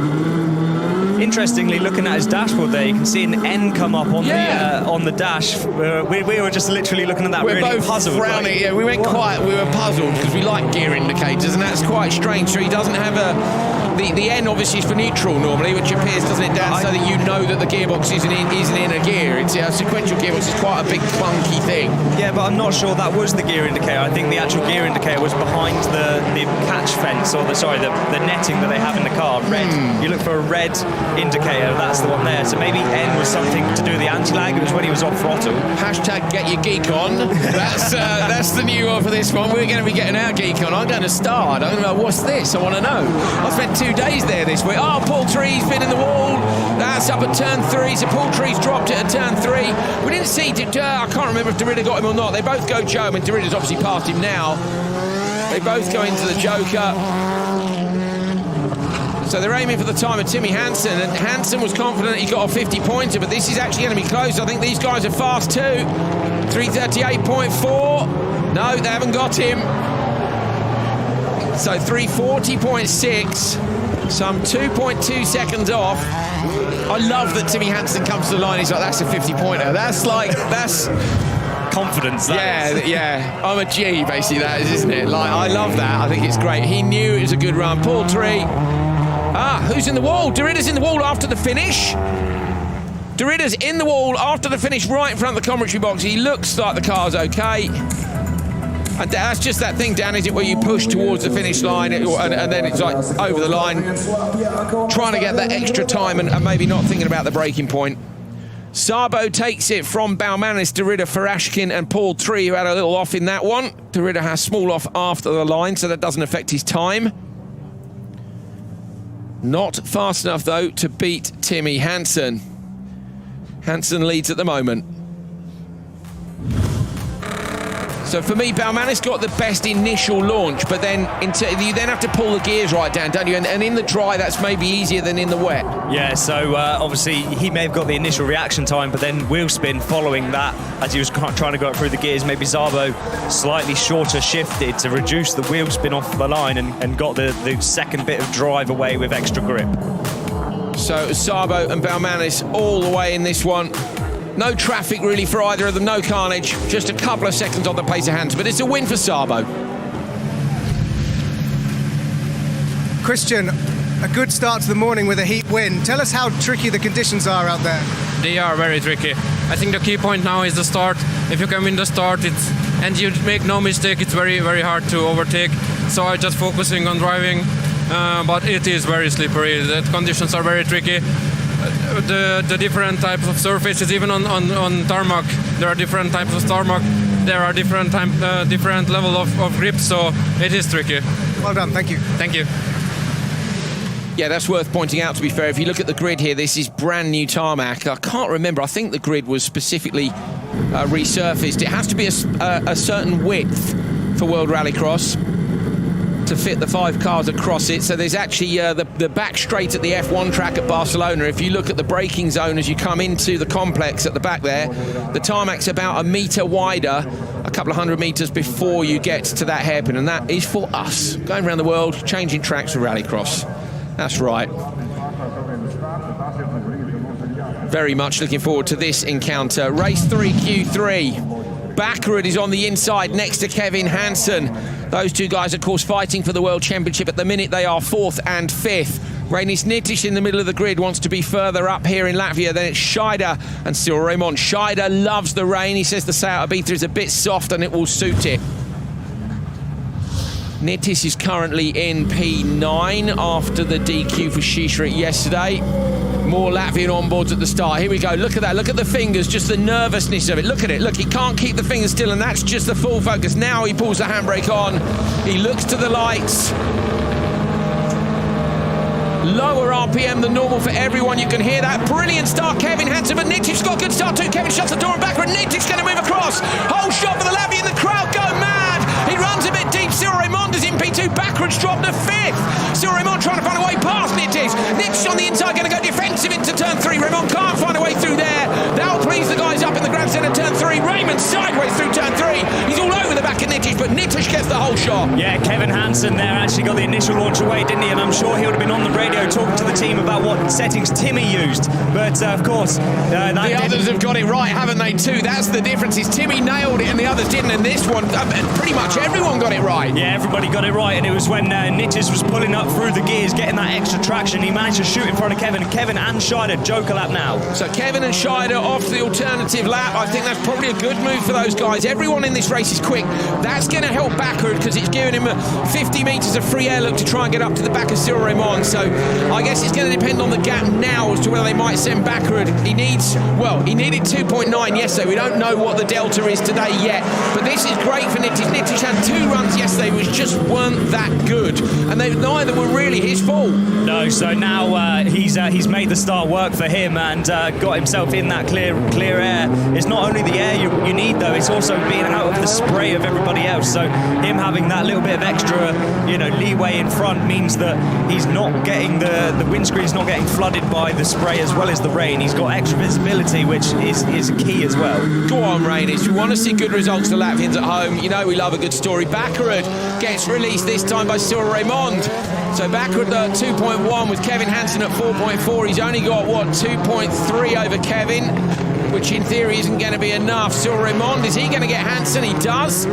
So Cyril Raymond comes out in front. Where's Scheider? Scheider's got a problem. Scheider's dropped off the back of Kevin Hansen, definitely. We're waiting to see him come past the commentary position. He hasn't done so far. Scheider, there he is. So did Scheider have a spin? Because the car looks okay to me. That's a shame if he did. Nitish out front, no problem so far.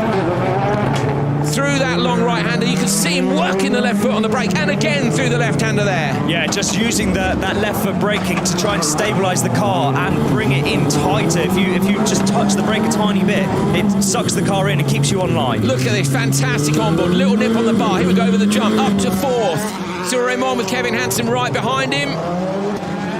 Those two are done, though, for me. They're not going to catch up to Nitish out front. Baccarat is the man we need to, I guess, look at the Delta 4. It's 2.7 now? No, 2.3. It's constantly changing on every lap.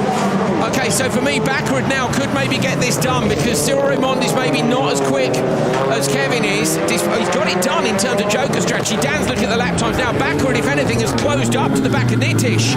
So has Nitish made a mistake or is Baccarat just mega fast? 51.8 for Andreas. That's the fastest lap of the day so far. So Andreas is on a big push now. He had that extra free space. So Baccarat gets released by people jokering early in front of him. He's P5 in turn 1. He's not going to get Nitish, but he is going to get a decent time here. Kevin Hansen behind Cyril Raymond. They're not going to catch up to these two. I think the gap's gone up enough. It has. It's gone up on every sector. They've got 4.1 now to get this done. Round the last left-hander. Wait and hear the crowd. Here we go. Latvian winner home. Fantastic! Rainis Nitish takes it from Andreas Baccarat. The time 3:40.1, quicker than Shisha it went, who was currently in P2. Baccarat 40.7 will slot into behind Shisha and Sabo, so it's close at the top, except for one man, Timmy Hansen. So Hansen has one set of cars to go before he'll find out whether or not he can win, and the quickest guys, of course, in theory, are in that last race. Nitish rolls back to the paddock. There's a very wet Latvian flag, but with some very happy fans. Nitish wins Q3, race 3 from Baccarat, who hammered it down in the last couple of laps there to get the times on Raymond and Kevin Hansen. Timo Scheider ended up 5th. And there's the result. Nitish and Baccarat into the top 6 with 5 cars to go. Ollie Bennett wasn't quite that quick. There's another minute on that time, so don't worry about that.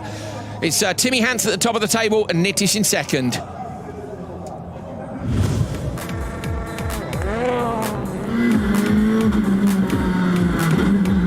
This was Baccarat at the start and really tentative, but this is the approach he needs, Dan. A couple of people yesterday messaged me on social saying Baccarat's just being really clever, and for me he is. Ekstrom's here.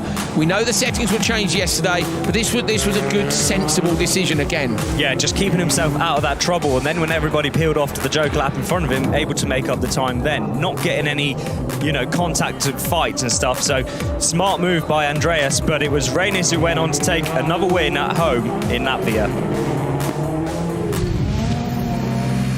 Rainis, what a great start to Sunday for you. You look quite pumped by that. Talk us through it. Yeah, it was a good start. First 3 meters I lost completely, but then I got the grip and rocket ship. We knew Baccarat is really quick, and I really pushed nearly maximum what I could. I know Timmy was a bit faster, but yeah, we know that we can be in the game. We can fight Hansens, we can fight Baccarats, and that's what we like. Well done, Paldies. Thank you, Paldies. Nitish happy with his result. Baccarat looked very quick indeed, didn't win the start. I'd say P5 to P2 is impressive. You'd have to say with fastest lap of the day. Timmy had that prior to Andreas. Andreas going 3 tenths faster than Timmy per lap. Yeah. Very good. Was he consistent at that pace? Did he have it in the 51s? 251.8s, one after the other, and then the Joker. Very, very impressive indeed. So the top two in the World Championship on a very similar pace. They're in a different place at the minute. It's Timmy that needs the recovery to come back up the standings. He was 15th overnight, while Bakkerud was 4th. You know what we want? We want to go to South Africa. I want to race for this in the final. Will we get that dream come true, do you think? What do you reckon? Final race of Q3. Race 4's on the line. Still raining.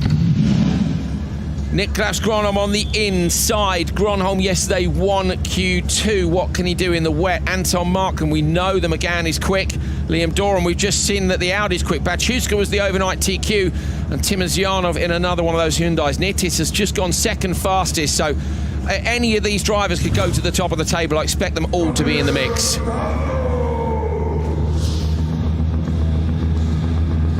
That low rumble is going to change to a roar any second now. We're going to bring Q3 to a close for World RX. Ready to race light comes on. So bright in these dark conditions. Wait for the green. That's the one they all want to see. Gronholm's jumped it. It looked like Gronholm. Gronholm's nose came up and Les Markland went next to him. Normally the jump sensor appears at the top left. We haven't seen that yet, so let's see who did it. Okay, watch for the replays. It's difficult from the front, unless we've got it from the top side. Okay, watch for wheels moving, because that's the best indicator. It's Gronholm. So Gronholm's jumped. It was what we thought. Now, yes, and you see everybody else goes, because as soon as that light comes on, Dan, bah, bah, bah, bah, bah, you're gone. Yeah, you have to react to any light that comes on after that ready to race light. Lining them back up on the grid. It's gutting for Gronholm. But in the wet, you know, if he ends up, he kind of, if he doesn't, I mean, if he, you know, like he either wants to get the start and build a lead, or he's going to try and, yeah, if he drops out the back of it, I mean,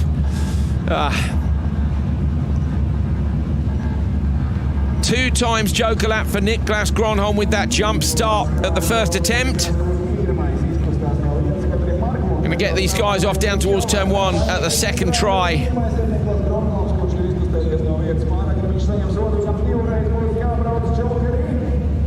Thumbs up. This time they point them towards the lights. Now they're going to take the jump start sensors away. They'll walk behind the cars.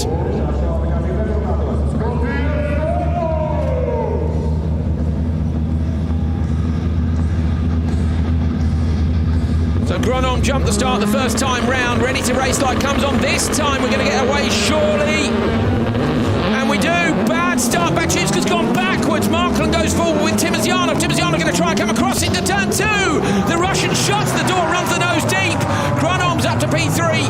Markland holds P2. So Markland, we know, is super quick in this car, but Timozyanov he's won an event this year. Well, Markland won one for a very short time, didn't he? But come on, let's get this on. Gronholm's got to do those 2 jokers. He's in 3rd. I think he might as well take one now, Dan. Yeah, although it depends where Bachuska got going after. I think he stalled on the line, although he's on to the back of the train now. As Markland's actually back and past him. Gronholm goes past Markland in the dirt section. So Markland, did he run a bit wide? Yeah, maybe just carried that little bit too much speed. We saw some standing water there as well, so carrying too much speed into that standing water pushed him wide. Now they've got to make a decision super fast, and immediately they don't. So Dan, that's where the spotter's really got to earn their money. He makes that pass, they think he's P3, send him Joker. Oh, he's passed someone, they have to change their mind instantly. Yeah, you just have to play it by ear, and actually he looks like he's faster than Timozyanov here as well, so maybe they'll put him in on this lap to give him a little bit of a buffer, and then maybe wait it out until further on in the race, maybe last lap.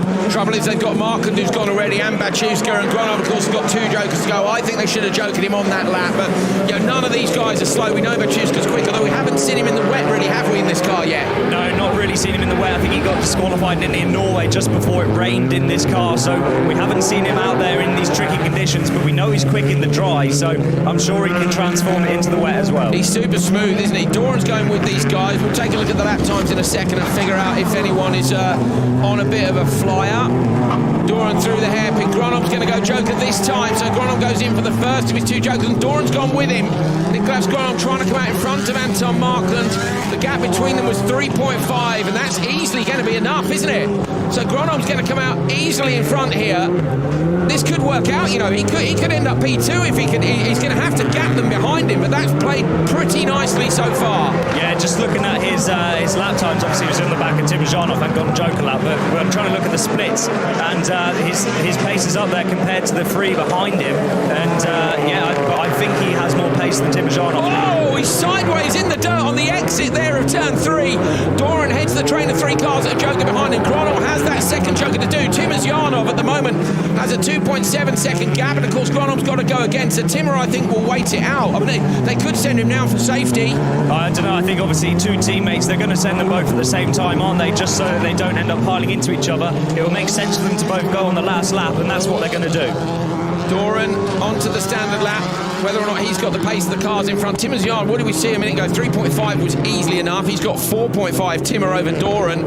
It's Gronom back to Doran, which is the gap we need to watch. So at the minute it's 1.8, and now it's 1.9, is it? So yeah, it is. So Gronom is edging, he's 1.9 ahead of Doran, but yesterday they needed 2.9. Timmer's yard so close. Look at the dirt that's getting dragged into the track there as well. Yeah, that's just going to make the exit of that corner even slippier. So, you know, it's already soaking wet, and now they've got mud to deal with as well. Short shift in Timojanov. You heard him out the hairpin there, just click it up another cog super early. Geridok's fastest time at the moment of Timmy Hansen is the one which they've got to try and beat. The lap times aren't there, Andrew. They're at Timojanov's fastest at 52.8 and Hansen was on a 52.1. So Timojanov is nailing this one. Gronom takes his second joker, and he's maybe going to get overlapped by everyone here. It's going to be close at the merge. It's a shame for Batchiska, who was overnight TQ. Timojanov's going to take it. Timmer crosses the line. Oh, Gronom just up the inside of Batchiska. Very sensible from those. Timmer spun at the finish. Timmer spins into the wall. Doran too. So did Doran drop it on the as well? Full gas for Doran to hold on to it.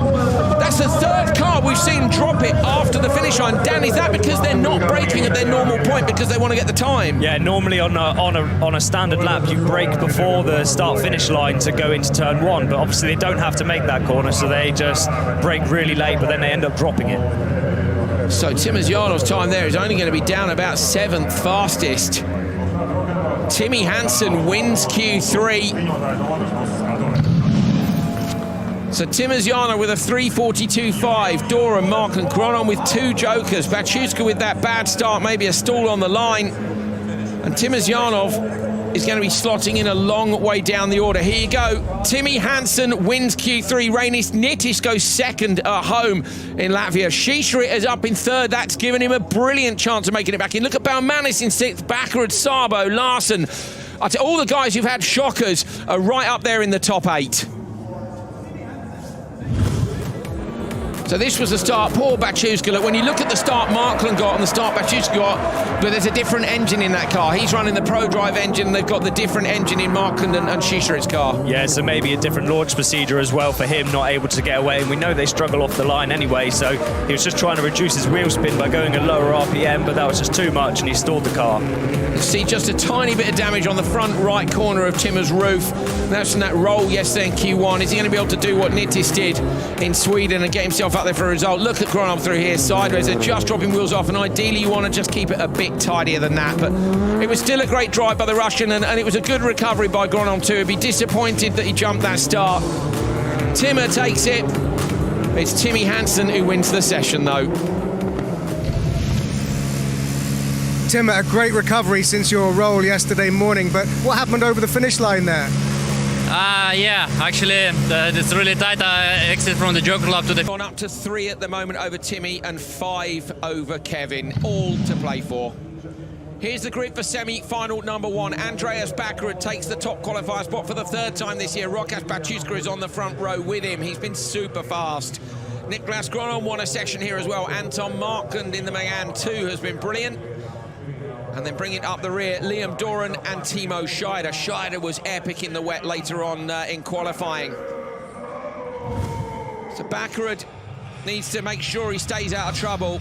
Matthias Ekstrom has given him his final instructions. He's done the job he needed to do so far this weekend by taking that top qualifier spot and nicking just a point off Timmy. Timmy with that incredible recovery, but he's got to get the job done here as well. Green light. Oh, great start. Baccarat. Baczewska goes backwards. Gronom's up the inside. Liam Doran up the inside of both of them too.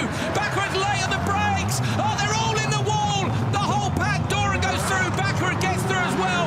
So the championship man, Baccarat, gets through behind Liam Doran. He's going to have a look up the inside. Liam into turn 3. Liam's not going to let go. Liam's gone sideways towards the wall. He was in that wall earlier. Baccarat's alongside. He won't know he's there. He's got to get late on the brakes.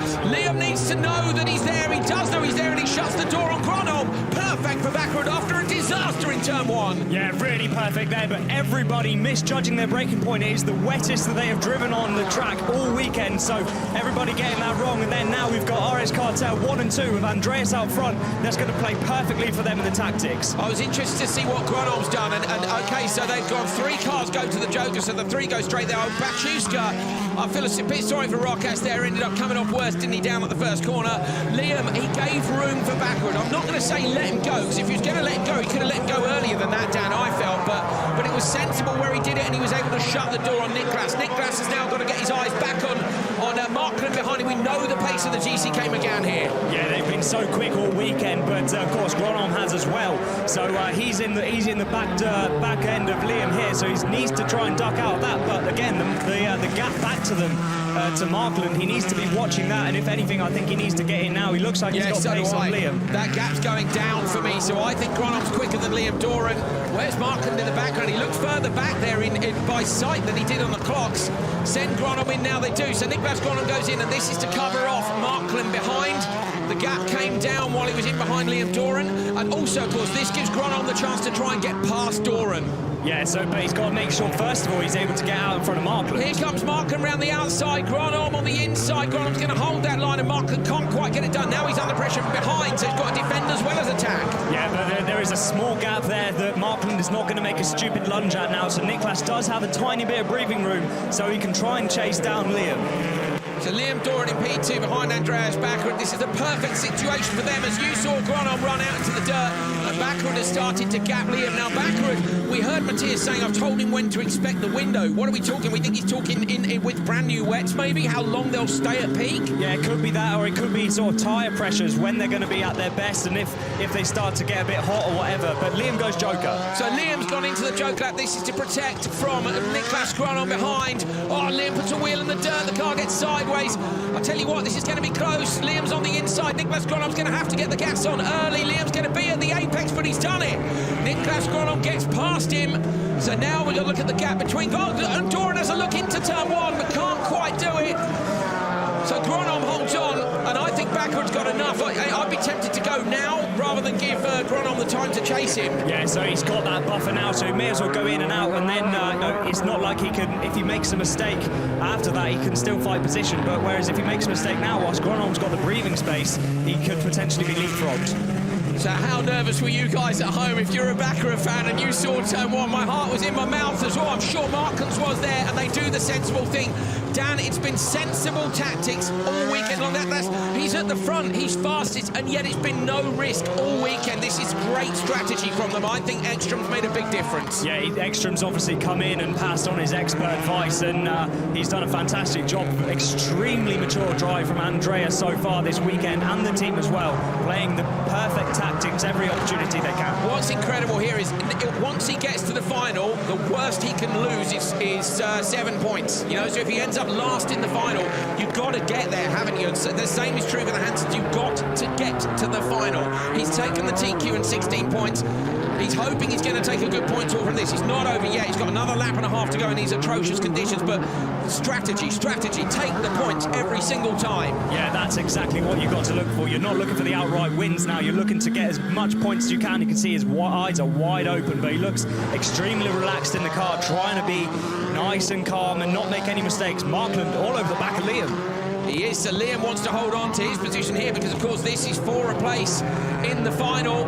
Markland's going to come out wide, see if he can find the traction on the exit. Anton Markland looking for a gap into turn 1, straightens the car up early, but he's not quite alongside. Doran slams the door in his face. This is the battle to be watching, isn't it? Because barring any issues, Baccarat and Gronom are going to go through. Up up towards turn 3. Liam sometimes has been wide in there. This time it's perfect.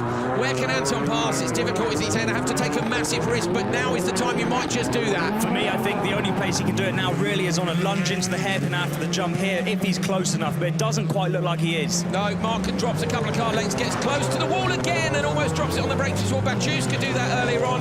Markin, though, holds on and doesn't run wide. But Andreas Backerud, after a carnage turn 1, came out behind his teammate Liam Doran, and the World Championship leader is going to go through to the pole in the final. He takes maximum points in semi-final number 1. Niklas Gronom goes with him, and Doran just beats Markland to the line. Job done for Andreas. It's a relaxed fist pump. That's halfway there. He knows that. Advantage Backerud. He's taken as many points as he can so far. He just is going to be hoping that he can maintain it going into the final now. And of course, it all depends on what happens to the Hansons in semi-2. I never seen semi-1's first corner. After that, totally cool. First corner, I can't wait to see the replays. Backerud loosens the harness off. Looks like he's had his thumb on the radio there to the team, so we'll be talking to them. And Baciuska we're still waiting for. So we didn't see what happened to Baciuska. Well, his lap times are terrible. They're 10 seconds off after the first lap, so Baciuska's got a problem. And I feel sorry for Rockhouse, because overnight, I'd tell you, he's going to win an event soon. He's a weapon, isn't he? Oh yeah, 100%. He's been so fast and able to stick it up with the top guys. Backerud rolling back to the paddock. Semi-final 1, they've got more time to re-prepare the car. It's a perfect scenario. Semi-final 1 then goes to Andreas Backerud, along with 6 crucial World Championship points. Niklas Gronom gets second. We know the Hyundai's fast here, and Liam Doran goes through to support his teammate Backerud. Markland, Scheider and Baciuska are out. Neil Cole is with Andreas Backerud. Semi-final win, the result is perfect, but what went through your mind in turn 1? Yeah, I mean, I got so much pushing from behind, and I don't really remember what happened, but yeah, stuff happened very fast, and all I can say is that I have the best teammate in the world. Thank you, Liam Doran, for putting the door open and racing fair. He's not only supporting me on track, but also with the team RX Cartel. We're good friends both off and on the track, so yeah, all honor to him. This was his win. The final. Yeah, Backerud there. So this was turn 1. Look at the start Doran got. So Baciuska got a terrible start. And then what happens in the background? It's just skills, isn't it? Basically, Markin turns in a cross and Backerud's there. I don't really think Andreas could have done anything about that. Then Doran's there. I mean, by now, Andreas probably doesn't actually know how carnage it is. Whereas further back, look at this from Gronom. Gronom, actually, he's anchored up, hasn't he? You can't. Okay, first corner incident is under investigation, but for me, that's a racing incident. I think Baciuska with a shocker, but what do you think? I think it seems obviously it's wetter than they've been out in there before. Everybody's extremely fired up. You know, it's not just an event on the line, it's a championship, and just misjudge that braking. What I like about that is first corner incident under investigation. It's not number this and number that, it's first corner incident. So that would say to me the stewards are already aware of the fact that this was just carnage, basically. Backerud out front, the Doran had opened the door a little bit for him. This was Liam in the fight with Niklas, holding off Anton Markland behind him. Sensible, measured racing from those guys, but look at the gap that Andreas Backerud had. He looked focused in the car, but he looked completely relaxed. The World Championship leader wins semi-final number 1. This was Markland trying to find his way through. It was close, wasn't it? Yeah, very close, but a few mistakes in the last lap, I think, meant that Anton Markland couldn't quite go for a lunge up the inside over the line. Job done for Backerud. Gronom and Doran going with him. There's the Latvian flag at the back, and that is being waved because, yes, go on. The second semi-final will be coming up soon with, of course, our 2 Latvian friends in it, both Nitish and Baumanis. He's been stood by that camera all weekend. Go on, lad.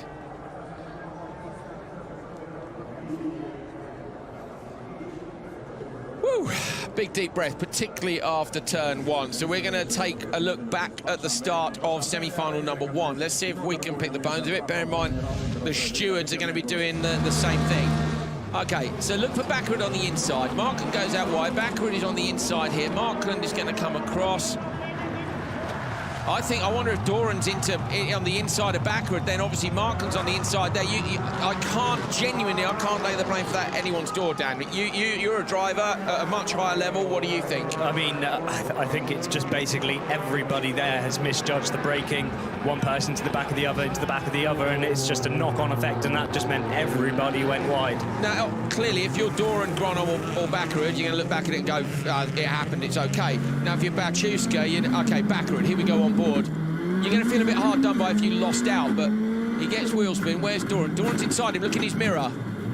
So, it's not really a huge amount he can do there. I imagine at that point he was thinking, oh my God, what is going on? Now, Baccarat, I don't know if we're going to follow until he passes Liam. He looks at turn 3. Liam doesn't completely open the door. He gets a bit sideways. Now Baccarat goes through.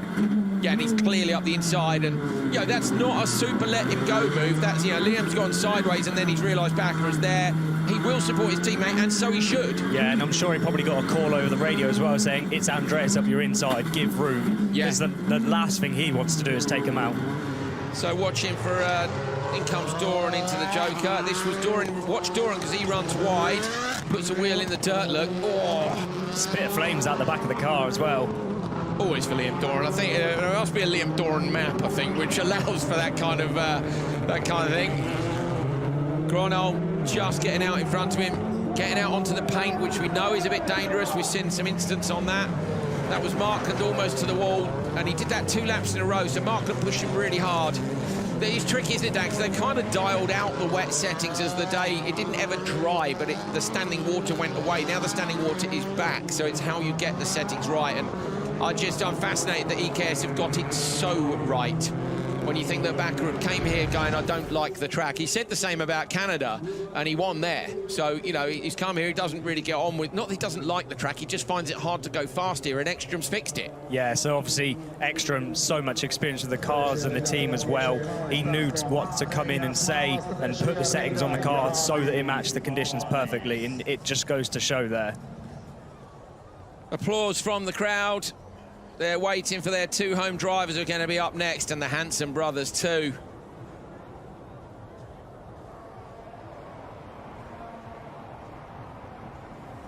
So Andreas Baccarat, our World Championship leader, is safely through semi-final 1 with a win. It was a brilliant performance by Baccarat. His rivals Timmy Hansen and Kevin Hansen are up next.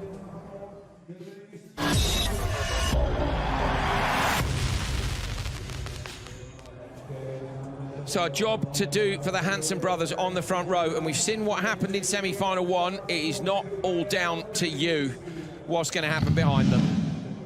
Here's the grid for semi-final number 2. It's Timmy Hansen on pole. That brilliant recovery through the qualifying stages. He's currently 2nd in the World Championship standings, 3 points behind Baccarat. Kevin is 3rd, 5 points behind Baccarat. Then we've got Reinis Nitish on the inside, the Latvian. Can he make the dream final at home? Christian Sabo's next to him. And then we've got Timur Timosyanov and Yanis Baumanis. So both the Latvians in this, 2 of the Hyundais, 2 of the Peugeots. Big deep breaths. This is absolutely critical now, with Baccarat having maxed out his points so far this weekend. Here we go.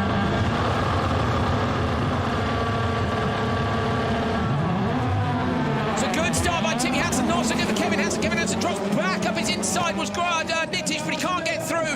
Timosyanov trying to come around the outside. Baumanis has moved across the grid, going to try and get up to P3, drops down to P5. Nitish is in front of him, and Timosyanov goes P3. It's Timmy Hansen leading Kevin Hansen. Both the Latvians down in P4 and P5, but this is perfect for the Hansens. Oh, it's going to be close. Yeah, but much more measured first corner this time round. Of course, they probably watched the last race and did not want to get caught out in that. Clever move by Kevin Hansen in the first and second corners. He didn't get the start and he knew that. Then on the way into the second corner, he closed off the inside so nobody could get up in it. What's interesting for me, Dan, is that both the people who started in slot number 2 on the front row have had a bad start in both semi-finals. So we're going to have a European Supercar final after this here, so we'll be able to see whether or not that's going to continue. Nitish goes Joker. on lap 1. Christian Sabo goes with him. So Nitish now wants a bit of clear air. We know he can be quick here. Nitish, you know, is in a position to maybe overlap Timosyanov, but they're within the same team, so it's anybody's guess how this one's going to play out. Now Balmanis, look, is up to the back of the front 3, and he can try to go with them. Yeah, so Balmanis has got a little bit of breathing space there, hasn't he? So he can try and make up a little bit of ground, be out of the spray of everybody's quite sideways on the way out of turn 3. He needs to try and dial that out, because that is not the fastest way around there. On board with Yanis Balmanis now. Listen to this, here we go. 3 gears in the space of a second and a half, desperately trying to find traction. Yeah, he's got to dial out that wheel spin. If you're on the high part of the revs, you're running more wheel spin, and he's run out wide, so Rainis is really gaining on him here now. Rainis is going to be praying that Balmanis goes to the Joker lap to give him that little bit of free space. Right on board with Rainis. Visibility. Terrible, isn't it? Cracked screen, and then you can see the smearing over it. No such problems for Timmy Hansen out front. Kevin Hansen is going with him, and so is Timosyanov. We need to be watching the gap between Timosyanov and Rainis Nitish, but that depends on what happens with Balmanis. But at the moment, this is all about the Hansens, isn't it? Timmy is there just in front of his brother Kevin. Kevin is not going to do anything stupid here, because he can take both of them out. You know, they're on to go through in P1 and P2. That's what they want. They want to be at the front end. They want to be fighting with Bakaru. We're on board with Nitish now. Yeah, once again, up in 4th gear. So patient around that corner. You've got to be really, really, really patient on these slippy conditions. 4th gear as well. He seems to me to be a gear higher maybe than Balmanis was through that section. Obviously, the cars are geared differently and handled differently, but he's on him. Look, Nitish is right on Balmanis, and Balmanis doesn't go. So Rainis Nitish now up into 4th over the jump, braking smooth over the curb. Brakes again, knocks it down to 3rd. Nitish now needs Balmanis to get out of the way, doesn't he, if he can close down that gap. I'm looking at the gap forward to Timosyanov. What is it? It's about 3.8 seconds at the moment. So fast, that run up to turn 3. Yeah, really quick, but then it's a super slippy corner. Balmanis looks like he's got a bit of understeer. Nitish runs wide into the mud, so yeah, they seem to, the gap seems to be coming and going. Balmanis wide again, understeer on the car, so Nitish was right with him, wasn't he? That one little mistake, you can see just he runs a bit wide, and it just cost him a tiny bit of time. Balmanis is desperate to hold on, because he wants Timmer to go, doesn't he, so that he can then wait and go. He has to split his strategy from whatever Timosyanov does, and he stays out again. Yeah, that's it for me, for Nitish. I don't think, unless he can pass Balmanis on track, of course, he's in the mud spray. You can see the visibility on the car. Obviously, it's not great. You've got mud all over the windscreen as well as water. That is not what you want. The 2 hands, sideways from Balmanis. That gives Nitish a sniff of a gap. Balmanis put a wheel on the curb. He runs the car sideways into turn 1. Nitish is absolutely all over him. He's desperate to find a way through. Either Gronov or Balmanis, Timosyanov or Balmanis is going to have to go on this lap, surely, if they want to split the strategy. If Timmer doesn't go, you kind of think Balmanis has to, but, I mean, what's the gap? 3.2. If he wants to overlap him on Joker, Dan, he's got to go on the opposite lap to Timmer, so Balmanis can react here. I think Timmer will just wait. Yeah, Timmer may as well wait. The gap is big enough to not really have to worry. He's just probably going to follow the front 3, although he does go. So Timosyanov goes Joker, so expect Balmanis goes with him. So Balmanis has gone with him. Nitish on the inside versus Timosyanov, and Timosyanov is clearly in front at this point. So Timmer's going to come out just in front of the Latvian.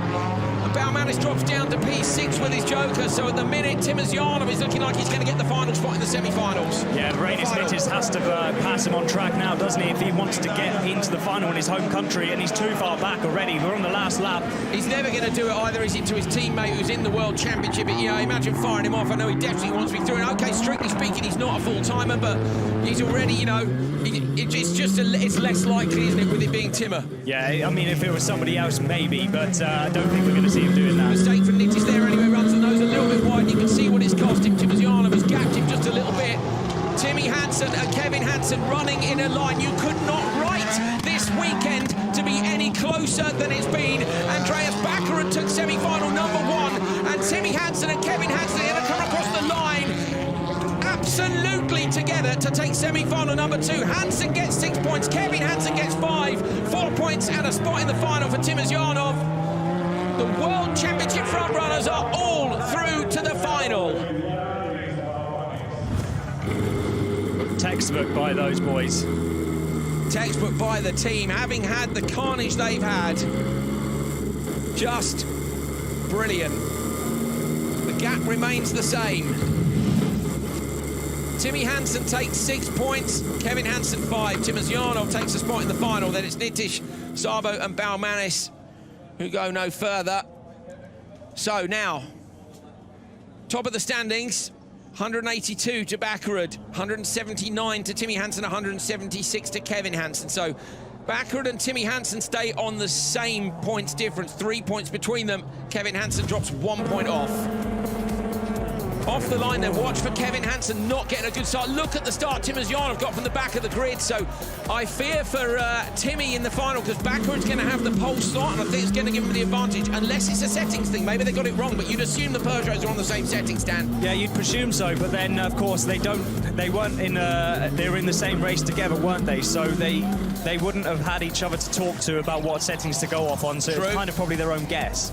Yeah, fair enough. So they might guess differently. I mean, they're unlikely to do the settings differently to allow one into the lead, but I think that would be too risky. I think you're better off to both get a good start and do it manually than to set it up that way. Timmy out front, look at, just so excited for the championship. I am so excited, I really am. It goes to South Africa. That goes without saying. We knew it would, but at the minute it goes to South Africa with all 3 drivers in it, because the maximum any of them can be apart from each other is about 12 points. I mean, it's just brilliant. Into the Joker lap together at the very end. Timmy Hansen clearly having backed off, with Kevin Hansen right behind him. No stress, no risk, no drama. We risk it in the final. Sounds fantastic. It's just amazing. So keep an open mind. We're going to be looking forward to that, racing alongside the World Championship next year. But we have still got some serious business to do here in Latvia, so don't go anywhere.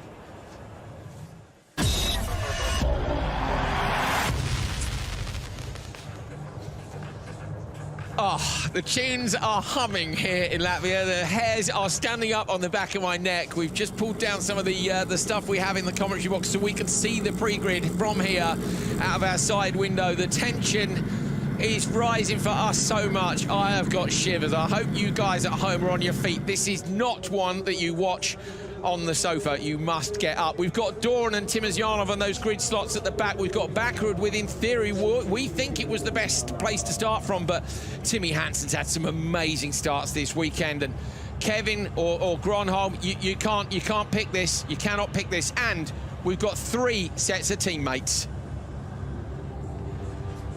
Here we go then, time for the final at round 9 of the FIA World Rallycross Championship. Andreas Bakkerud and Timmy Hansen are on the front row.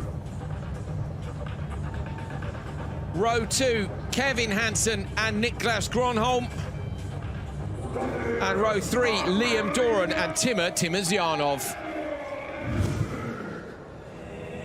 We're going to get those marshals out the way, and then we're going to send 6 cars down. I say 3 pairs of teammates. Is anyone going to help anyone else out? Who's going to get the best of the starts? Who's going to leave here with the lead in the World Rallycross Championship? It's so close. There's only 6 points across them, and there's 8 points up for grabs here, so any of them can lead here in the lead. We're ready to race for the final time in Europe this year. Green light, great start by Timmy Hansen. Kevin Hansen to Andreas Bakkerud, moves across. Liam Doran goes inside to try and protect. Timozyanov's alongside Timmy Hansen. Timozyanov drops, he's in the wall almost. Flicks the car back round, Andreas Bakkerud avoids him. So Kevin Hansen drops down to P5, Bakkerud's down in P4, going to try and come through. Liam Doran opens the door to him. So Doran's going to try and close it on Kevin, but he can't. Kevin Hansen sneaks through. And it's Timmy Hansen who leads from Niklas Gronholm and Timozyanov. Bakkerud drops to 4th. Oh my goodness, what a dream start for Timmy Hansen there. Just got the lodge. We were saying we didn't know if that grid slot was going to be any good, but he just proved us completely wrong. Yeah, it's settings. They've all got it wrong. And Timmy Hansen, as we saw this morning, when he desperately needed a good start in Q3, he nailed it, and he's done the same again. Liam Doran's pushed Kevin Hansen wide there. Liam needs to watch out that he doesn't get a penalty for that. You can't push him past, we know that. Timozyanov goes Joker straight away. Timmer got a great start down, but he left it too late. Where's he going to merge now? Is he going to be in with these guys who are at the back of the pack? He's going to end up at the back of the pack, so that's not great for Timmer, but having had the start he had, he kind of didn't have a chance. He might as well take a chance on it. Yeah, I think Timozyanov actually made a mistake before going into Joker lap. I saw Andreas was up in front of him by that point, so yeah, Timozyanov going to the Joker, that's released Andreas. He's got to try and close down the gap to Gronholm. He's going to want to pass him in this occasion, because the man in front of him is Timmy Hansen. Oh my goodness me, it's It's just so, this season is just so good. It's wet, it's slippery. We've got 4 laps to go here. Timmy Hansen out front. His brother Kevin Hansen has dropped back a little bit, as we say. There's Susan Hansen and Graham Rodemark. Graham's been looking after the team this weekend. Kenneth Hansen has other commitments back at home in Sweden. Timmers Yarnov runs wide. Doran goes joker, so Doran's decided he needs some space, but Timmer's going to get him here. Timmers Yarnov on the inside. Liam Doran not going to be able to help his teammate out, I think. How close is he going to be? Not close enough. Timmers Yarnov's going to be able to shut the door here. So Timmer up to 5th, Liam down to 6th. Out front, it's super close between Timmy Hansen and Niklas Gronom's right there too. So Gronom in the mix with these 2 championship front runners. He can take a risk if he wants to. He won't fire Hansen off, I know that much. But he's the man who could potentially have enough pace to try and beat Timmy here. Yeah, he's got absolutely nothing to lose, has he? The gap's gone down by a 10th just as he's over that sector. And we were right on board with Timmy. You can see the concentration in his eyes. That's Eric Farren, nearest to you there. Eric Farren, rallycross driver himself, runs an RX2 team. He takes the pace of Kenneth Hansen this weekend. Call it, mistake from Baccarat. Baccarat drops back. Gronom goes straight to the Joker lap, so Gronom's gone immediately to the Joker. He thinks he's got the pace. Going to try and get out in front of Kevin Hansen. If he doesn't, that's not going to be ideal. So Niklas needs to beat Kevin to the merge here. Andreas Baccarat made a mistake, and Niklas does get Kevin. So Niklas is in front of Kevin. Andreas can't really joker now, can he? Because he'll end up in trouble with Kevin. No, Andreas just has to lay down the laps now. He doesn't want to drop back behind Kevin at least, and he wants to try and gap Niklas at this point, but if he keeps making mistakes like he just did, yeah, that is not going to happen. So 2 laps to go. You ride on board with the World Championship leader. He's got a 3-point margin. If it finished with Timmy in front and Baccarat in 3rd, they go to South Africa equal on points. Baccarat over the jump, lands the car smoothly into the hairpin down on the gravel section. Where's he going to go now? He's going to go standard lap. He has to stay out, Dan, doesn't he? Because Kevin goes joker, so now that releases strategy choices for Baccarat, but he hasn't got many, has he? Timmers Yarnov, I think, is going to get beaten by Kevin. Here is he. Is Kevin going to come out in front? He is. Kevin Hansen's going to get out in front of Timmers Yarnov. Okay, take a deep breath. Still got a couple of laps to go. I'm struggling to breathe, mate. This is really tense, and I'm just watching the timings. Andreas has actually taken 6/10 out of Timmy Hansen on that last lap.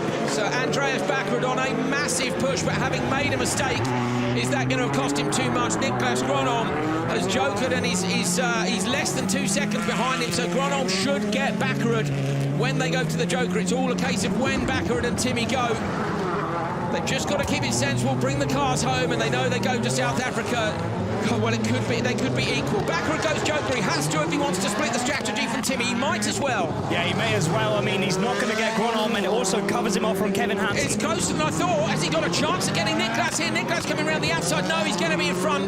So Niklas is going to be in front. It's going to require a mistake now from the Finn for Baccarat to take P2.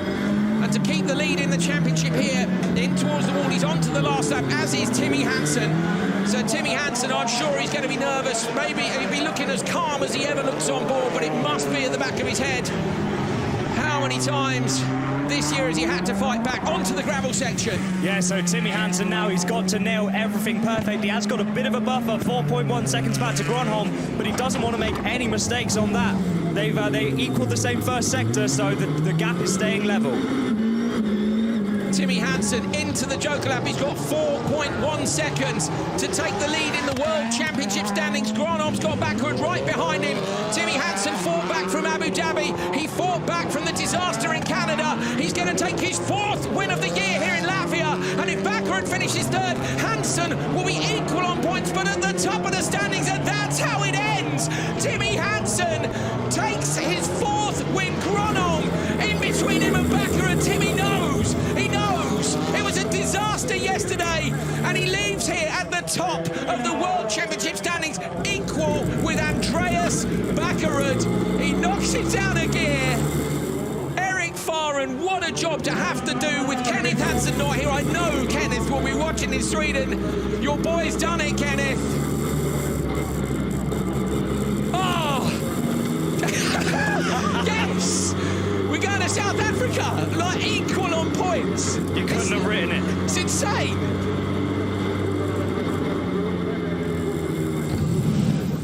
Timmy Hansen wins, takes 8 championship points. Gronholm takes 5. Oh, in fact, he's going to go with a 1-point lead. It's a 1-point lead, of course. Oh, brilliant. brilliant. So close. Kevin Hansen down in fourth. He'll be a couple of points back, but the World Championship is on. Here's Susan Hansen. We can see that Timmy's emotional in the car. There's a lot of emotion up here. What does it mean for a comeback like that? This means the world to us. What happened yesterday was a very, very difficult day. And the strength I've seen from Timmy today, just keep his head straight. He knew what he was doing. The same with Kevin. It has been a roller coaster weekend, and they've shown so much strength, and I'm so happy for them, happy for the team. Congratulations, thank you.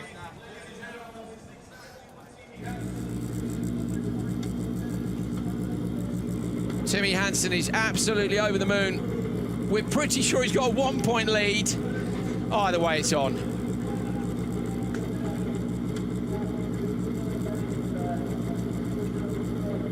Look at that smile. Dan Rook next to me is doing the maths frantically to try and catch up with the points. Oh, wow.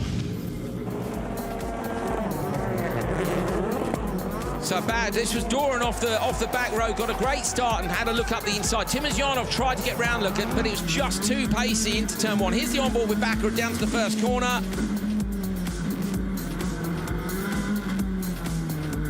So Backer just staying out of trouble. He's done what he's done all weekend. And you know where he was after turn one. So where does Backer end up? Look, does Timmer get out in front?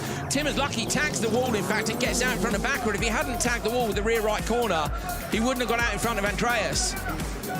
And Tim, look at the lead that Timmy had straight away. Andreas here is defensive from Kevin, which is good. Kevin barges his way through, which is driving from Kevin too. Then you're on board with Andreas. Now, okay, Timmer runs wide. Yeah, so that was where just then Timmer went into the Joker lap after that. And from there, that was kind of it for Timmer. But Andreas off the start was extremely sensible. He drove all the way around the outside, didn't have any contact with anyone. That's the mistake. And he actually avoided the back of Gronom as well. They had to turn out of it, didn't he? Yeah, so dropped it on the brakes there. Not ideal for Andreas. I think had he not made that mistake... Do you think he might have got P2? He could have got P2. And then my maths would have been right at least. Notorious for it.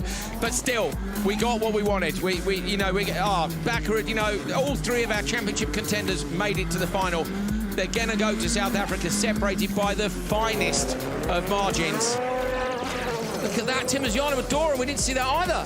No, I mean, there was too much going on in front. So much carnage up the front. Well, not carnage, so much great racing up the front. It was just a brilliant performance from Timmy Hansen. There it is. Marshall's waving all the flags. Timmy Hansen has taken the lead of the championship back by 1 point. And what's Kevin? Kevin's only 8 points off, so it's 8 points between the three. We had 3 points, 2 points between the three when we came here. It's up to 8. But then, look at what has happened at each of these events. Anything can happen. Tim Whittington holding the door shut there on Timmy Hansen because he didn't want the door ripped off. Timmy Hansen, 4th win of the year. You'd think that would be dominance, wouldn't you? But with the disasters this young man has had as well, it could not be closer.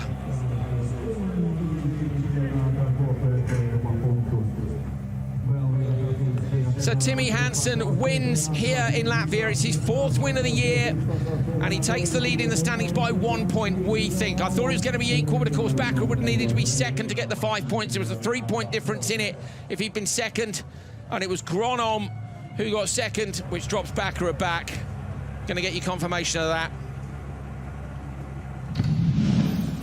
Here then are the championship standings after round 9, and with that win, Timmy Hansen takes a 1 point lead over Andreas Backerud going to the final round of the championship. These two were a mess after a crash in Abu Dhabi at the start of the year. We weren't even sure they'd get back to the top of the standings, and it's them, the pre-season favourites, who will duke it out for the title down in South Africa. You cannot count out Kevin Hansen either, because Kevin Hansen is just 8 points off his brother Timmy at the top of the table. They all made the final here. They all made the final in France.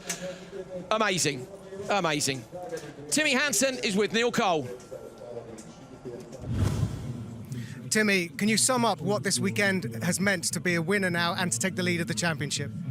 Well, I mean, what a recovery weekend we've done, all of us. So yesterday was so tough, and the whole team came together. There was such good spirit, and we never gave up hope. This came from the heart. Like, I gave it everything. Congrats. And I'm so proud. I'm so proud of the boys who put this together. I won't say everybody's name, but wow. Now, of course, this means it goes super tight to the final round in Cape Town. What happens next? I just hope we go to Cape Town and that me, Kevin and Andreas can have a fair battle between the three of us and let the best man win. Congratulations, Timmy. Well done. Thank you. Here are the team standings at the end of round 9. Team Hansen MJP on 366, GRX Tanako on 318. So that's just about still on, but Team Hansen MJP looking very strong heading to the final round. Monster Energy RX Cartel could potentially take second place.